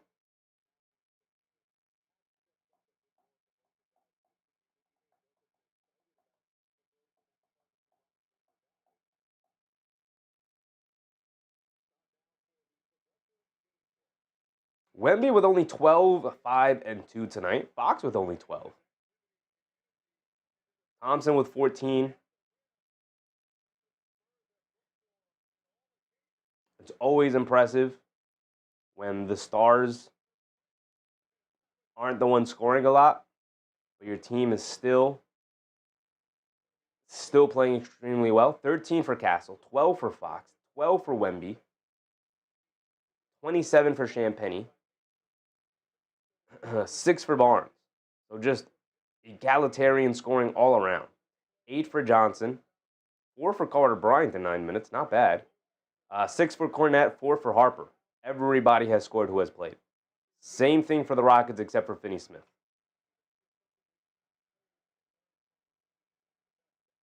They lob it over to Wemby. Wemby in the post, spins towards the baseline, gets caught in the air, and they swing it around the horn. They get it up top to Harper, tag him to his right. Good rotations from the Rockets here. Harper spins into the lane, puts up the floater, can't get it to go. Great defense from the Rockets to wall off the paint.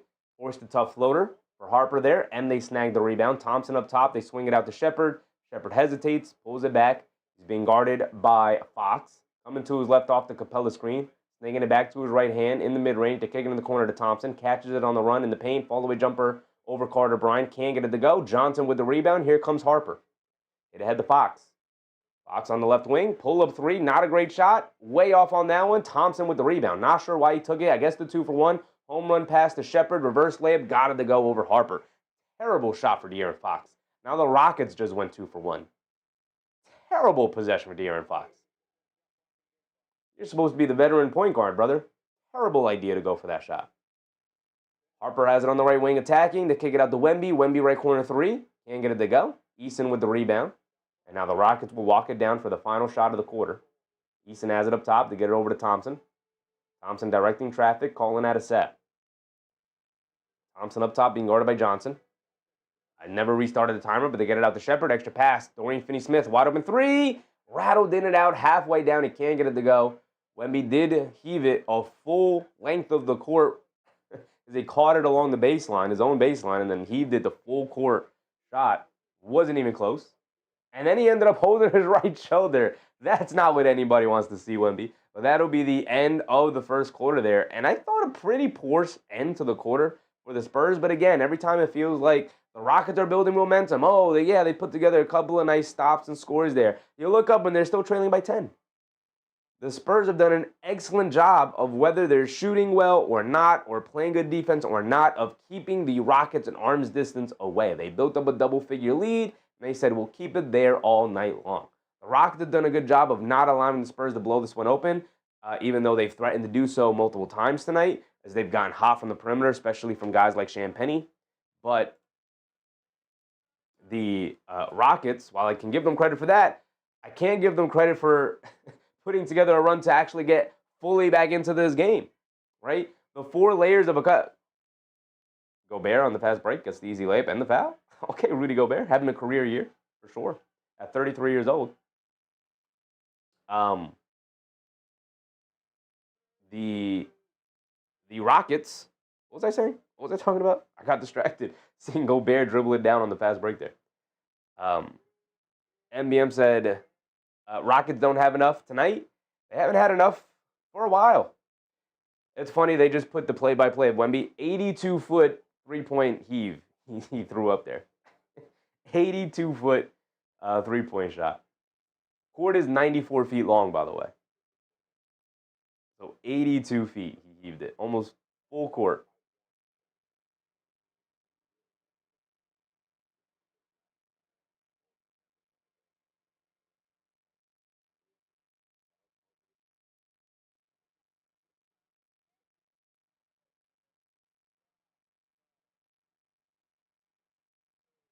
It's 62-59, Minnesota over Utah. But Utah starting to get sloppy to start the third. Start of the second half. Minnesota looking to break this one open, looking to take the lead, be the dominant team that they are.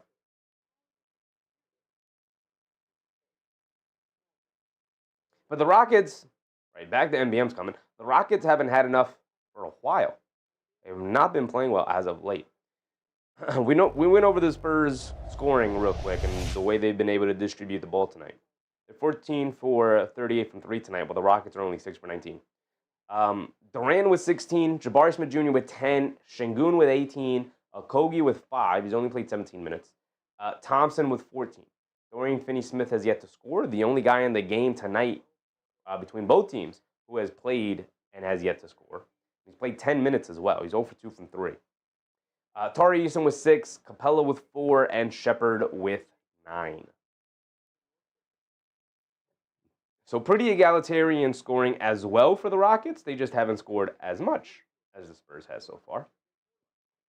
And also 27 for Champagnie, and yet everybody is also still in on the action. Pretty impressive. 8 for 14 from three-point range for Champagnie. He's looking to break his own record.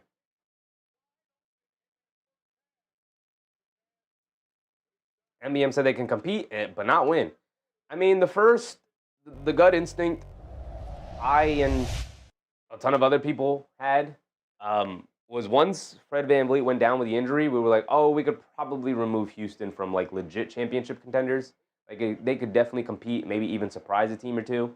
That they, but without Fred VanVleet, without a legit point guard, it's just tough to compete, especially once the game starts to slow down in the playoffs, and it's like, okay, we have to make sure we get a good shot here. Point guard set us up, and without a point guard, putting yourself behind the 8 ball. Durant is in. They get it out to Fox. Fox over to Castle. Step back left wing 3 for Castle. Way off, can't get it to go. And they hit ahead pass to Durant as he leaked out, contesting the 3 from Castle. Gets the layup to go. Spurs don't get back on defense well enough, and it's under double digits. Finally, back to a single-digit lead for the Spurs. Castle, cross-court pass. Fox, a left wing 3. Can't get it to go. Durant with the rebound. If the Wemby hit the floor again. Durant gets it over to Shepard. Shepard fires a deep right wing 3. Way off on that one. Way off. Didn't really need that, Shepard. Didn't really need that one, brother.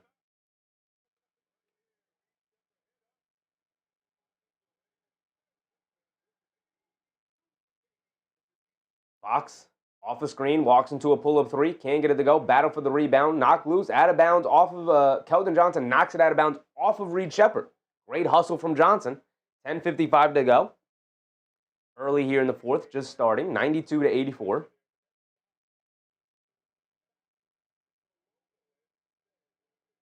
They lob it over the top to Wemby. Great contest from Dorian Finney-Smith. And he ends up fouling Wemby. Hitting him in the face. By accident, obviously, going for the ball, but Wemby's just so tall, his face is there.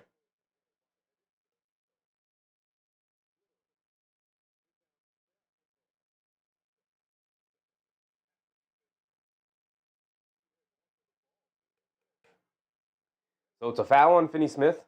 The Spurs still have the possession. Wemby, pump fakes. Now they get it over to Fox.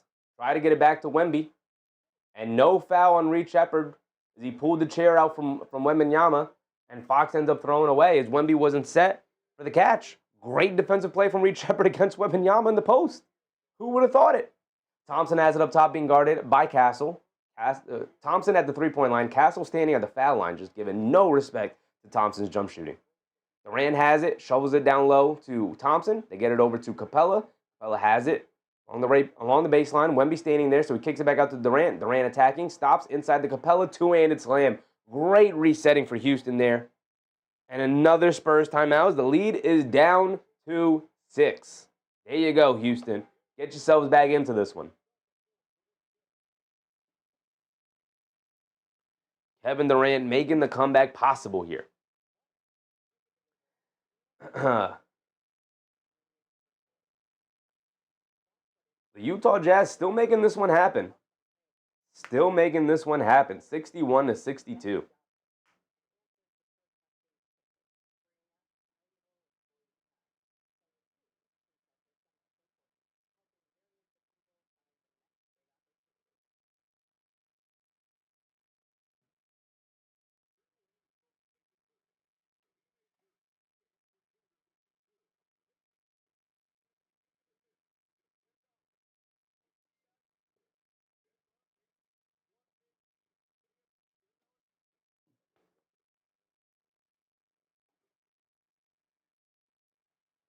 Full timeout from the Spurs is they're starting to, I don't want to say collapse here because that's definitely not the case, but losing a ton of momentum even with Castle, Fox, and Wemby on the court, their 3 best players.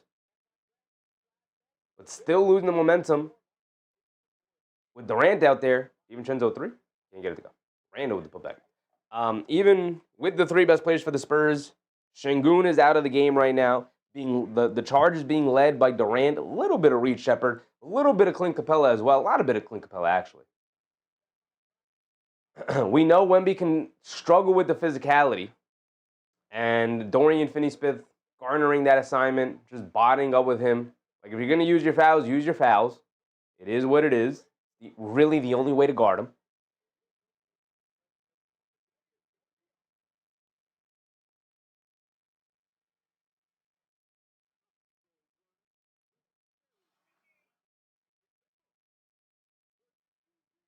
MBMH down. Let's go. Yes, sir.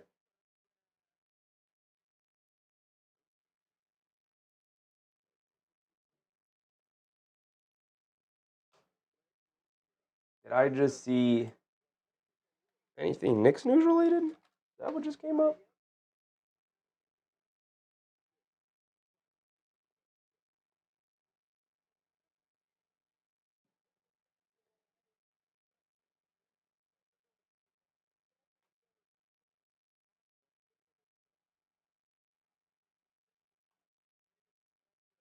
Let me look this up real quick.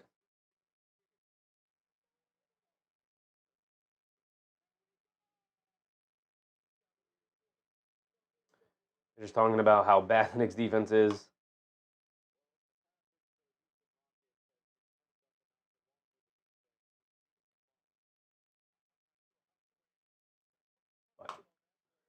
But nothing that changes the conversation. Here we go. We're getting back into the game.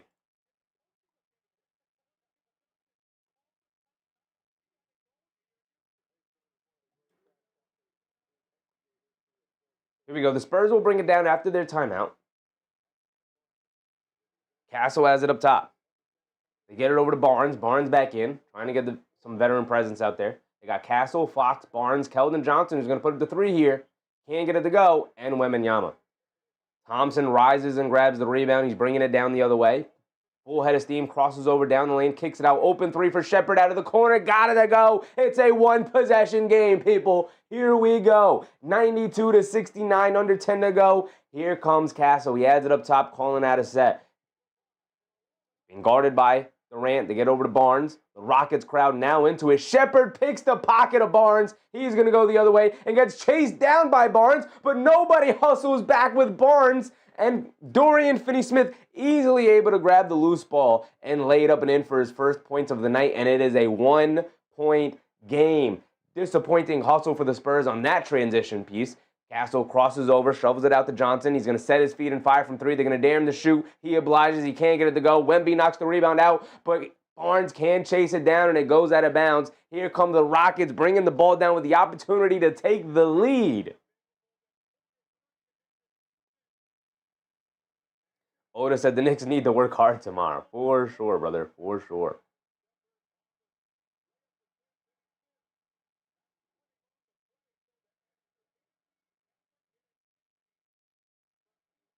So the Rockets will bring it down now. Champagnie subs back in. He's obviously been the killer tonight. 8 made threes for 27 points.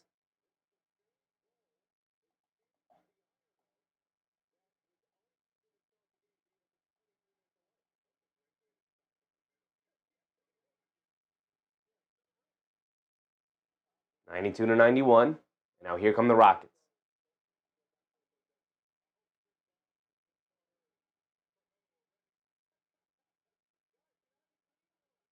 No, we have another delay of game.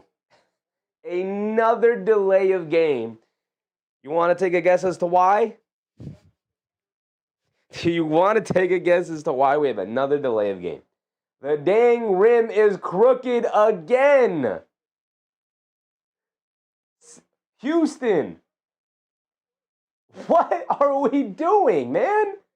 Bring the crew back out. Bring that crew back out, man. Oh my goodness. Another delay of game for the same issue we delayed the start of the game for? Sons Gen said shenanigans. What is going? Fix your rims, man. You replaced the entire rim. You pulled the old rim off. You put the new rim on with new hardware. Start of the fourth quarter. The rim is messed up again?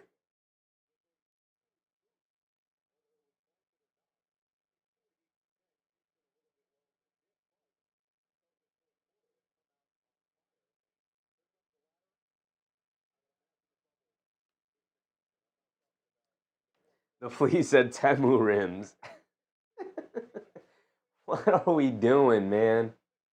What are we doing? How is the crew not on standby after what happened to start the game? Why do we have to call people on? Oh, here comes the same dude. Here he comes with his little book bag and his little yellow level. Oh my goodness, man.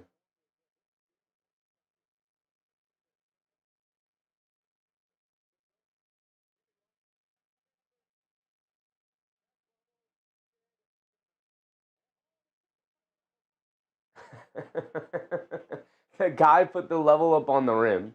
The rim is straight. They take a picture of it. The guy put the level on the rim, took out his phone, took a picture of it, showed it to the bench and the officials and said, "It's level. Can I get out of here?" She said, what happened to the rim and the Rockets score? The Rockets trail by 1. They had a nice, comfortable comeback here. Finally back into this one.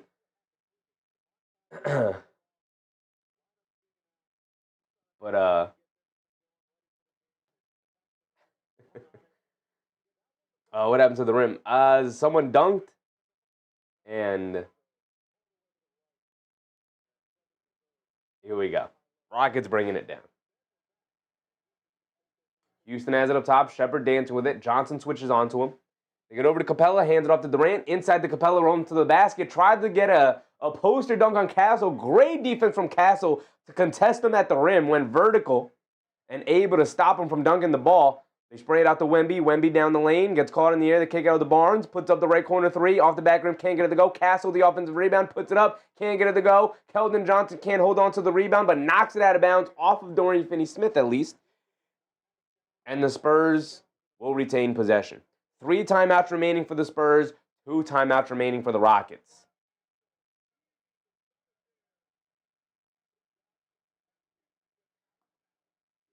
.840 to go. They get it into Wemby. Wemby being guarded by Finney-Smith. Finney knocks the ball loose. Thompson rips it out of Wemby's hands. And now here comes Thompson. Loses the handle. Saves it from going out of bounds. hits Dorian Finney-Smith, excuse me. Now they kick it back out to Shepherd. Now they get it to Durant. Durant on the right wing. Houston still trailing by 1. They could take the lead here. Durant attacking to his right. Fends off Johnson. Gets to the baseline. Down. Tried to get it down low to Thompson on the other side of the baseline, but the ball ends up hitting the baseline, and it's out of bounds. Ball going back to the Spurs. Rockets just seemingly can't get that one possession they need to get that lead here. Now they got to get another stop. Now here comes Castle. 8 minutes to go. Castle bringing it down. Get over to Barnes. Barnes being guarded by Jabari Smith Jr. They get it. Trying to get it to Wemby. Now they get it to Wemby. High post. Being guarded by Durant. He faces up. Swings through to his right. Tries to put it up. Ball knocked out of his hands. He picks it back up. Fall away jumper way off. Can't get it to go with the side of the backboard. Thompson picks up the loose ball rebound. Shot out of a can and driving it down. The K it out. Shepherd left wing 3 in transition. He can't get it to go. Champagnie with the rebound. Neither team could buy a basket now. Here comes Castle bringing it down the other way. Gets caught in the air. Almost throws it away. Champagnie able to save it. Castle coming to his left, and a foul by Thompson, running over Wemby on the screen. 7:30 to go. Spurs will have it side out of bounds. And I don't think that's a foul on Thompson there. Wemby just lost his balance. Wembanyama is going to sub out. Barnes is going to sub out. They're going to put Cornette in there. Spurs have yet to score in this quarter. They're 0 for 10.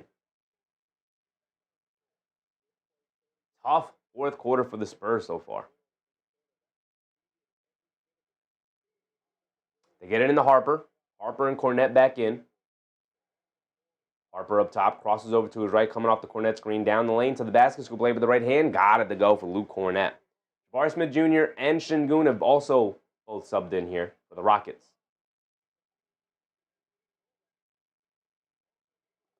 So finally, the Spurs are on the board here in the fourth, almost 5 minutes into the quarter. Shepherd has it up top. They get it over to Durant. Johnson jumps the passing lane, but he can't hold on to the steal. They swing it over to Durant. Durant in the corner. Jabari Smith Jr. pump fakes. One dribble in. Mid-range pull-up jumper. Got to go for Jabari Smith Jr. It's a good move right there. Giving up a good shot for a great shot, even if it was for himself.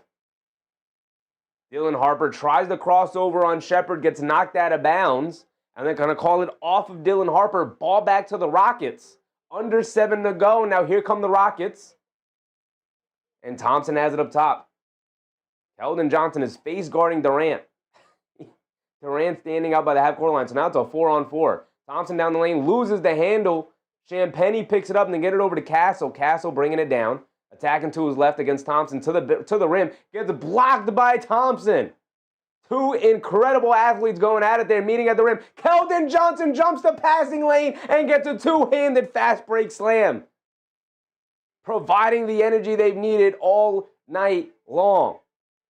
Approaching the halfway point of this fourth quarter, it's a back-and-forth affair now. It's still a one-possession game. Shepherd coming to his right at the Sengun screen to the rim. Swings it out. Jabari Smith Jr., left wing 3. Can't get it to go. And then Harper with the rebound and make sure Shepherd can't tie him up, and Dylan Harper will bring it down. Struggling with his handle.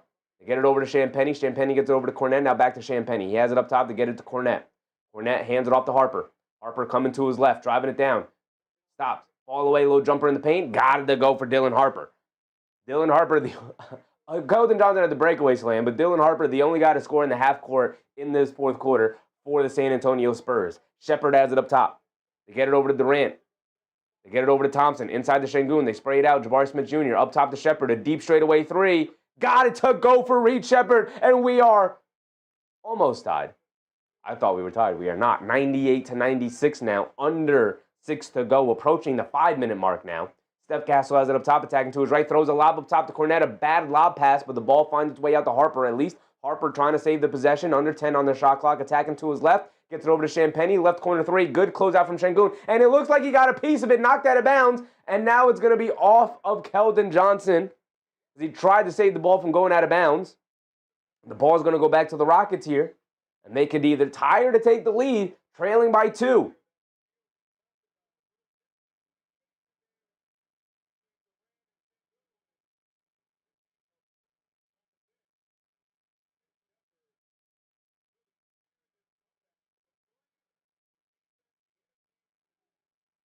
Wembanyama getting ready to check back in. And now here comes Shepherd. Tari Eason is in. Durant subs out. Shepherd crosses over to his right. Picks up his handle to get it over to Jabari. Hands it back off to Shepherd. Shepherd dancing with it against Harper. Dancing with it. Crosses over. Has to put up the three with the shot clock winding down. Got it to go! Reed Shepherd going off here. Another one as the Rockets finally take the lead. Their first lead since in the first quarter was 15-13. Fox down the lane, kicks it out to Champagnie, swings through to his left, leans in, steps back, foul line, fall away jumper, an air ball. Keldon Johnson the rebound, and he gets the put back up and in. Keldon Johnson keeping his team alive here in the fourth quarter. Reed Shepherd coming to his left, driving down all the way to the rim, reverse layup, got it to go past Luke Cornett, blowing right past Dylan Harper there, and the Rockets retake the lead. Now we're going back and forth, 4:10 to go. And a timeout from the San Antonio Spurs. Now both teams sitting with 2 timeouts here.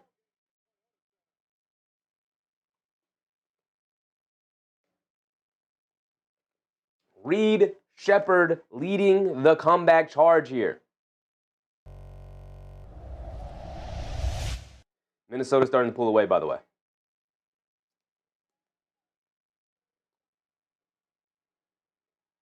Reed Shepherd has 20 points off the bench, 8 for 17 from the field, 4 for 10 from 3, 2 boards, 4 assists for Reed Shepherd, who's a +9 tonight. Everybody has scored for the Rockets. Everybody has scored for the Spurs. I Like Shoe said, wouldn't be shocked if Shepherd had some BS legacy game against the Knicks. Reed Shepherd is very much capable of doing this. I Like Shoes. He's done this multiple times this year. He's been a hero for them multiple times this season. I'm surprised that they haven't tried him in the starting lineup at some point this year. Very surprised at it.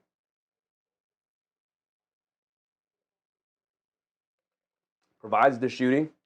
You can insulate him with the level of defenders that you have out there. I guess maybe you don't want him out there matched up with Şengün as often, with Şengün and Durant, as Şengün is an okay defender. And Durant is 37 years old, so you're not really counting on his defense. Maybe you want to limit his time with those guys, and you want him out there with 4 other world-class defenders, which you're capable of doing. But, yeah, Shepherd has almost saved the day so far here tonight. He's now their leading scorer, 20 points. Durant with 18, Şengün with 18. Jabari Smith Jr. with 12, Thompson with 14. 14, 7, and 6 for Thompson. Şengün with 18, 12, and 8. He had 6 assists in the first quarter. He's been on triple-double watch for a while, but it doesn't look like he's going to get there. Although there is 4 minutes left. He could definitely still get there. Durant with 18, 4, and 6. Honestly, Victor Wembanyama just has not been good enough. 12 points, 8 boards, 2 assists, 4 for 16 from the field. Not a great night for him. De'Aaron Fox, also a pretty putrid night for him. 12 points, 5 for 13 from the field, 2 for 6 from 3. 3 boards, 4 assists. Champagnie has saved the day for the Spurs, but now that he's cooled off in the second half here, specifically this fourth quarter, 8 for 15 from 3, 8 for 16 overall. They're really struggling to find offense now.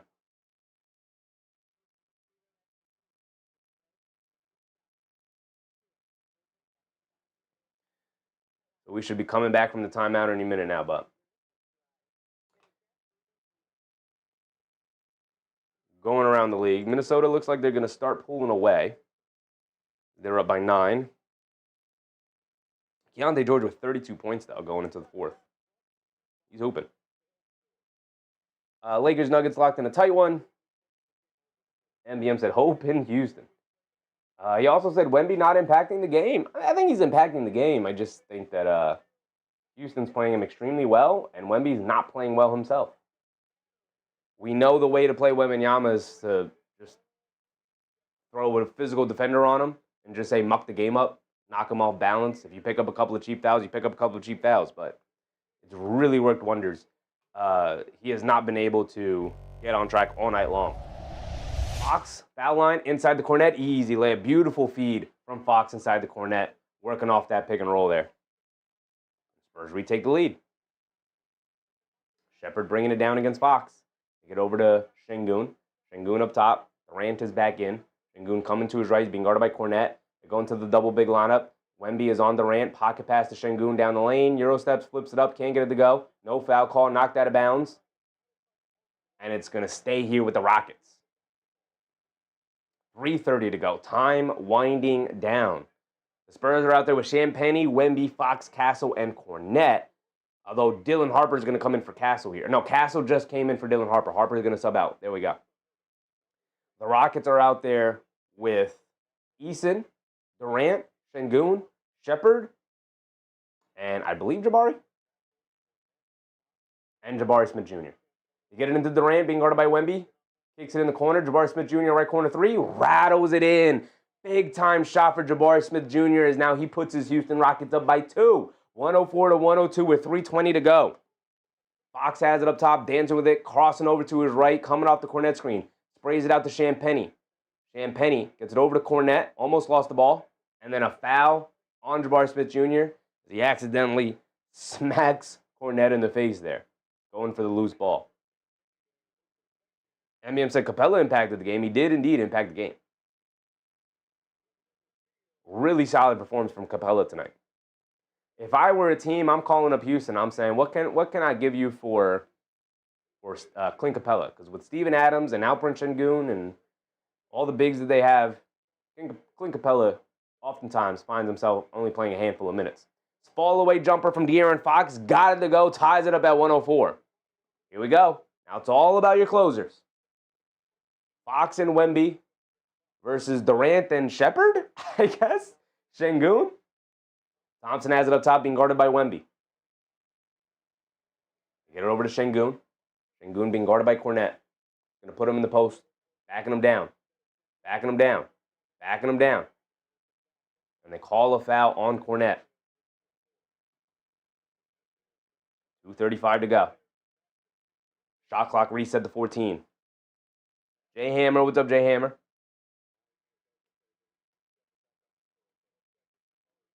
Reece Shepherd is going to come in for Tari Eason here. They need him out there. Need him out there.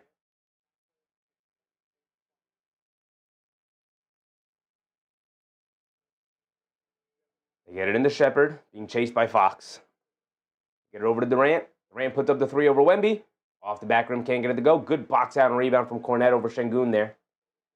Here comes Fox bringing it down the other way. They get it to Wemby. Wemby attacking to his right to the foul line. Fall away jumper over Durant. Off the back rim, can't get it to go. Loose ball. Battle for it. Kornet able to pick it up after Castle knocked it loose. Castle along the right baseline. Steve Nash dribble. Kicks it out to Champagnie. Left corner 3. Gets blocked by Shepherd. The second time Champagnie has tried to put up a contested shot and has gotten blocked. Excellent defense from the Rockets to take away his airspace, making him uncomfortable from the three-point line. Şengün, pass fake, has it at the foul line, got nowhere to go. Hands it off to Jabari Smith Jr., step back, mid-range, fall-away jumper, and Jabari Smith Jr. He said, you want a closer? I'm right here, baby. And the Rockets retake the lead. 106 to 104. Castle has it up top. We're under 2 minutes to go. Castle dancing with it. They're trying to get it to Wemby, but they're denying him the ball. He's being guarded by Jabari. Now they get it to him, high post, straight away. Wemby leaning in, fall away, foul line jumper, comes up short. Şengün with the rebound, nothing to the basket. Run a dang pick and roll, San Antonio. Stop settling for the midi fall away jumper. Şengün has it up top. Houston leading by 2. Şengün and the Rockets trying to ice it. Şengün coming to his right, out to KD. Pump fakes from 3, driving it down. Mid-range pull-up jumper, off the back rim, can't get it to go. Wemby with the rebound, here comes Castle. Now they get over to Fox. I was about to say, get it in the hands of De'Aaron Fox. Here comes Fox bringing it down, crosses over to his left. He's got some space, crosses over to his right in the lane, puts it above glass, can't get it to go. He's looking for a foul call, he doesn't get it. It did look like a ton of contact, he doesn't get it though. You got to get back on defense. Here comes Şengün. Try to trap, try to come up with a steal, they don't. And now Şengün has it up top, and we're under 45 seconds to go. They're going to wind down the clock as much as they can. They got 10 on the shot clock now. They're just going to look to isolate here. Şengün crosses over to his left, spins to his right, flips it up with the right hand, and he gets it to go down. A 4-point lead for Houston, and they're looking to steal this one away from San Antonio. Here comes Castle bringing it down the other way. He has it on the right wing. You got to go quickly. You got 30 seconds to go. They get it out to Wemby. He fires up a left wing 3, comes up short. Jumper after jumper, but they save it out. Castle will fire 3. He can't get it to go. Jabari rips down the rebound to get it over to Durant, and Durant has to be fouled. 18 seconds to go, and San Antonio, nothing to the rim. Everything was a jump shot. My goodness. Did not like San Antonio's shot selection down the stretch there at all. Jay Boogie, what's up, Jay Boogie? I'm new here, just subscribed. Amazing commentating skills, bro. Appreciate you, Jay Boogie. Appreciate you, brother. We're just hanging out, having a good time. Lana Mona said, good-looking game. I mean, it's about time we get to watch a good-looking game after what we've been subjected to with the New York Knicks as of late. K. Hazy said, it's over. Oh, for sure. For sure. All you got to do, they had a foul to give. So now they're going to be in the bonus. They have to foul one more time to put Houston on the foul line. So if San Antonio can come up with a steal here, one of their only hopes, to get it into Durant, and Durant's got to be fouled. They don't foul immediately. They're looking for the steal. He slips and falls, and a timeout for Houston. And Durant yelling at the official. He wanted the foul call. Pushing and shoving, slapping on the arms. They didn't immediately give him the foul call. Instead, Durant fell to the floor. There was indeed a lot of contact to knock him to the floor. No foul was given. And Ime Udoka, good immediate reaction to immediately signal for the timeout, saving the possession so it wasn't going to end up in a jump ball situation. Great timeout. Houston has 1 timeout remaining. San Antonio has 2 timeouts remaining. Houston currently leading by 4, 108 to 104. 14 seconds to go here. Durston, what's up, Durston? Ozahar, what's up, Ozahar?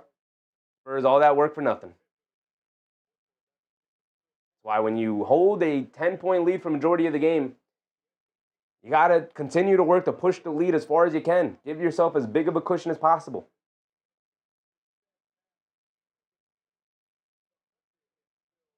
Estelle, what's up, Estelle? What happened to the Spurs? I mean, they didn't play well enough down the stretch. 2 good teams going at it. It happens. Oh, Oktoberfest? OCTFST? What's up, Ox? Shut up. We need San Antonio to win.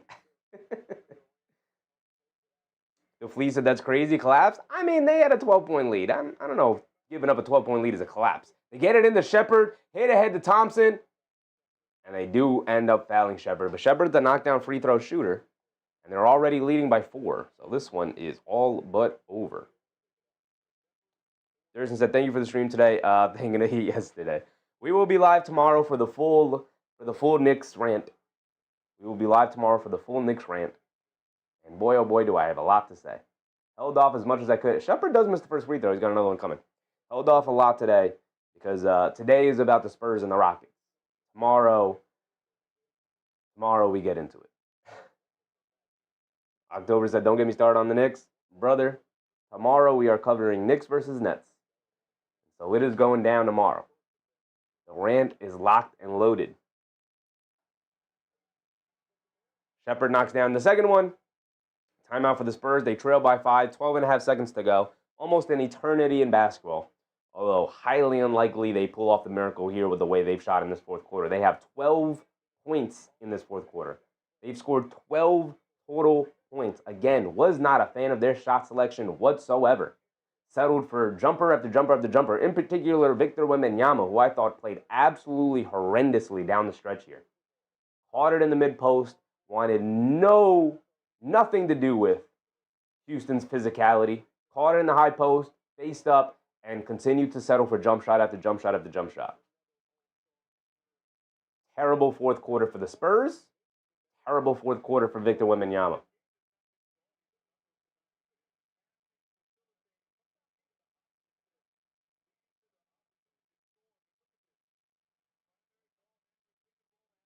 That's what Spurs can't close. Issues of a young team. They could be great, and they are great. But there is no substitution for experience. Right? You got to just take your lumps before you can fully take that next step. Because you don't know what it takes until you get to that point and you see what it takes and you feel what it takes. Alex Hughes said, Knicks taking the toll on me. They got to turn around somehow. I'm with you, brother. I'm with you. Hopefully that Nets game is like a angry Knicks team and they blow them out or something. But I don't have faith in them anymore. Wemby's got to fire up a 3. Way off. Thompson with the rebound gets fouled by Champagnie, and that one is going to pretty much wrap it up. NBM said, orange and blue skies ahead. I'm hoping. Oktoberfest, the only leg I needed to change my life. Rooting for you, brother. I'm rooting for you.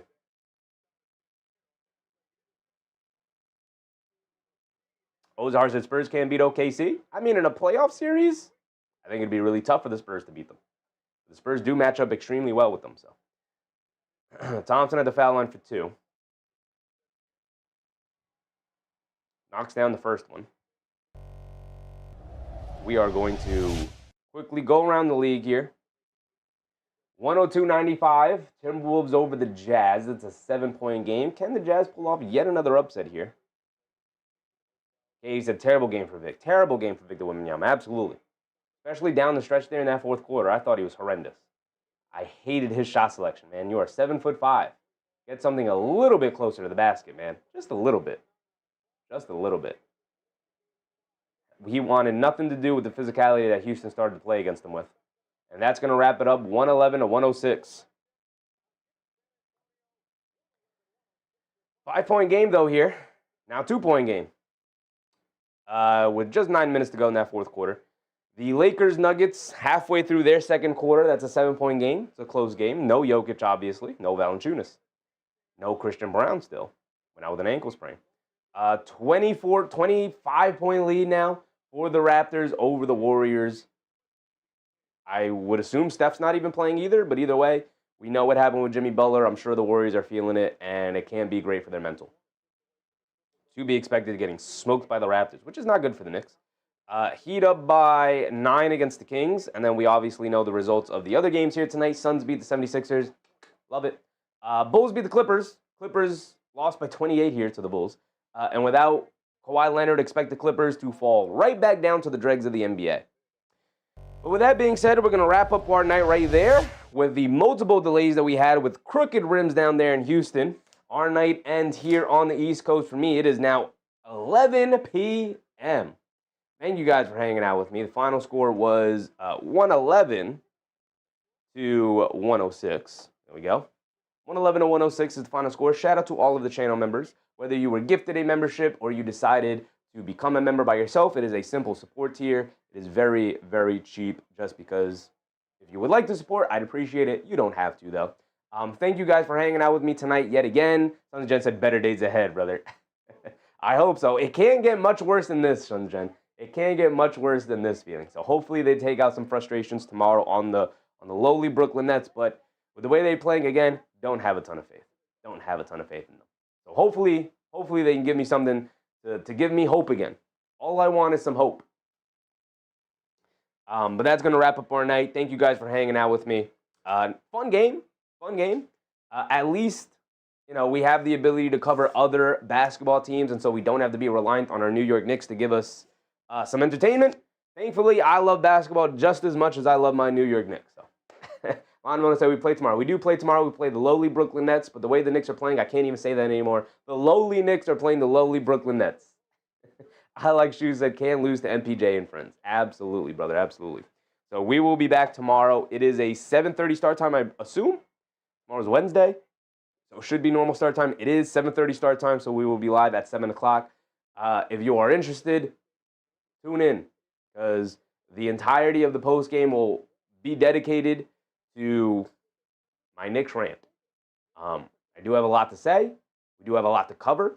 Hopefully some more information comes out. They did practice today, and some post-practice interviews came out and whatnot. Some quotes came out. There was a players-only meeting. A lot of things have gone on since getting smacked down by the Dallas Mavericks at home. So with that being said, I appreciate you guys. Thank you for hanging out with me. Dennis Drew, what's up, Dennis? The only reason the Rockets win is because Mitch Johnson is such a pathetic coach. I think Mitch Johnson was fine. I think the Spurs players played terribly. When people blame the coach, I always look at you and I'm like, do the players not have any role in their actions? These are grown men. Victor Wembanyama settled. Steph Castle settled. And the Rockets, got to tip your hat off to the opposing team, played extremely well down the stretch as well. But the Fleas, I like Shoes, Oda Austin, Dennis, Lionel Monis, Shin, Sons Jen, appreciate you guys. Oktoberfest, Clifford, Ozahar, Juzz's dad, appreciate you guys, MBM, Bullet 8978, appreciate you guys for hanging out with me here tonight. We will be back tomorrow to do it all over again because we don't miss days, unless I'm attending the game personally. But that is probably going to be the end of me attending Knicks games all year. Again, the only time I might even consider buying a ticket is if I'm buying a ticket to the NBA Finals, which at this point seems highly unlikely. But hopefully they can turn some things around. With that being said, I appreciate you guys. Thank you for hanging out with me for the millionth time here. I'll catch you on the next one. Remember to brush teeth before bed, stay hydrated, and I'll see you on the next one. Good night, everybody. Bye.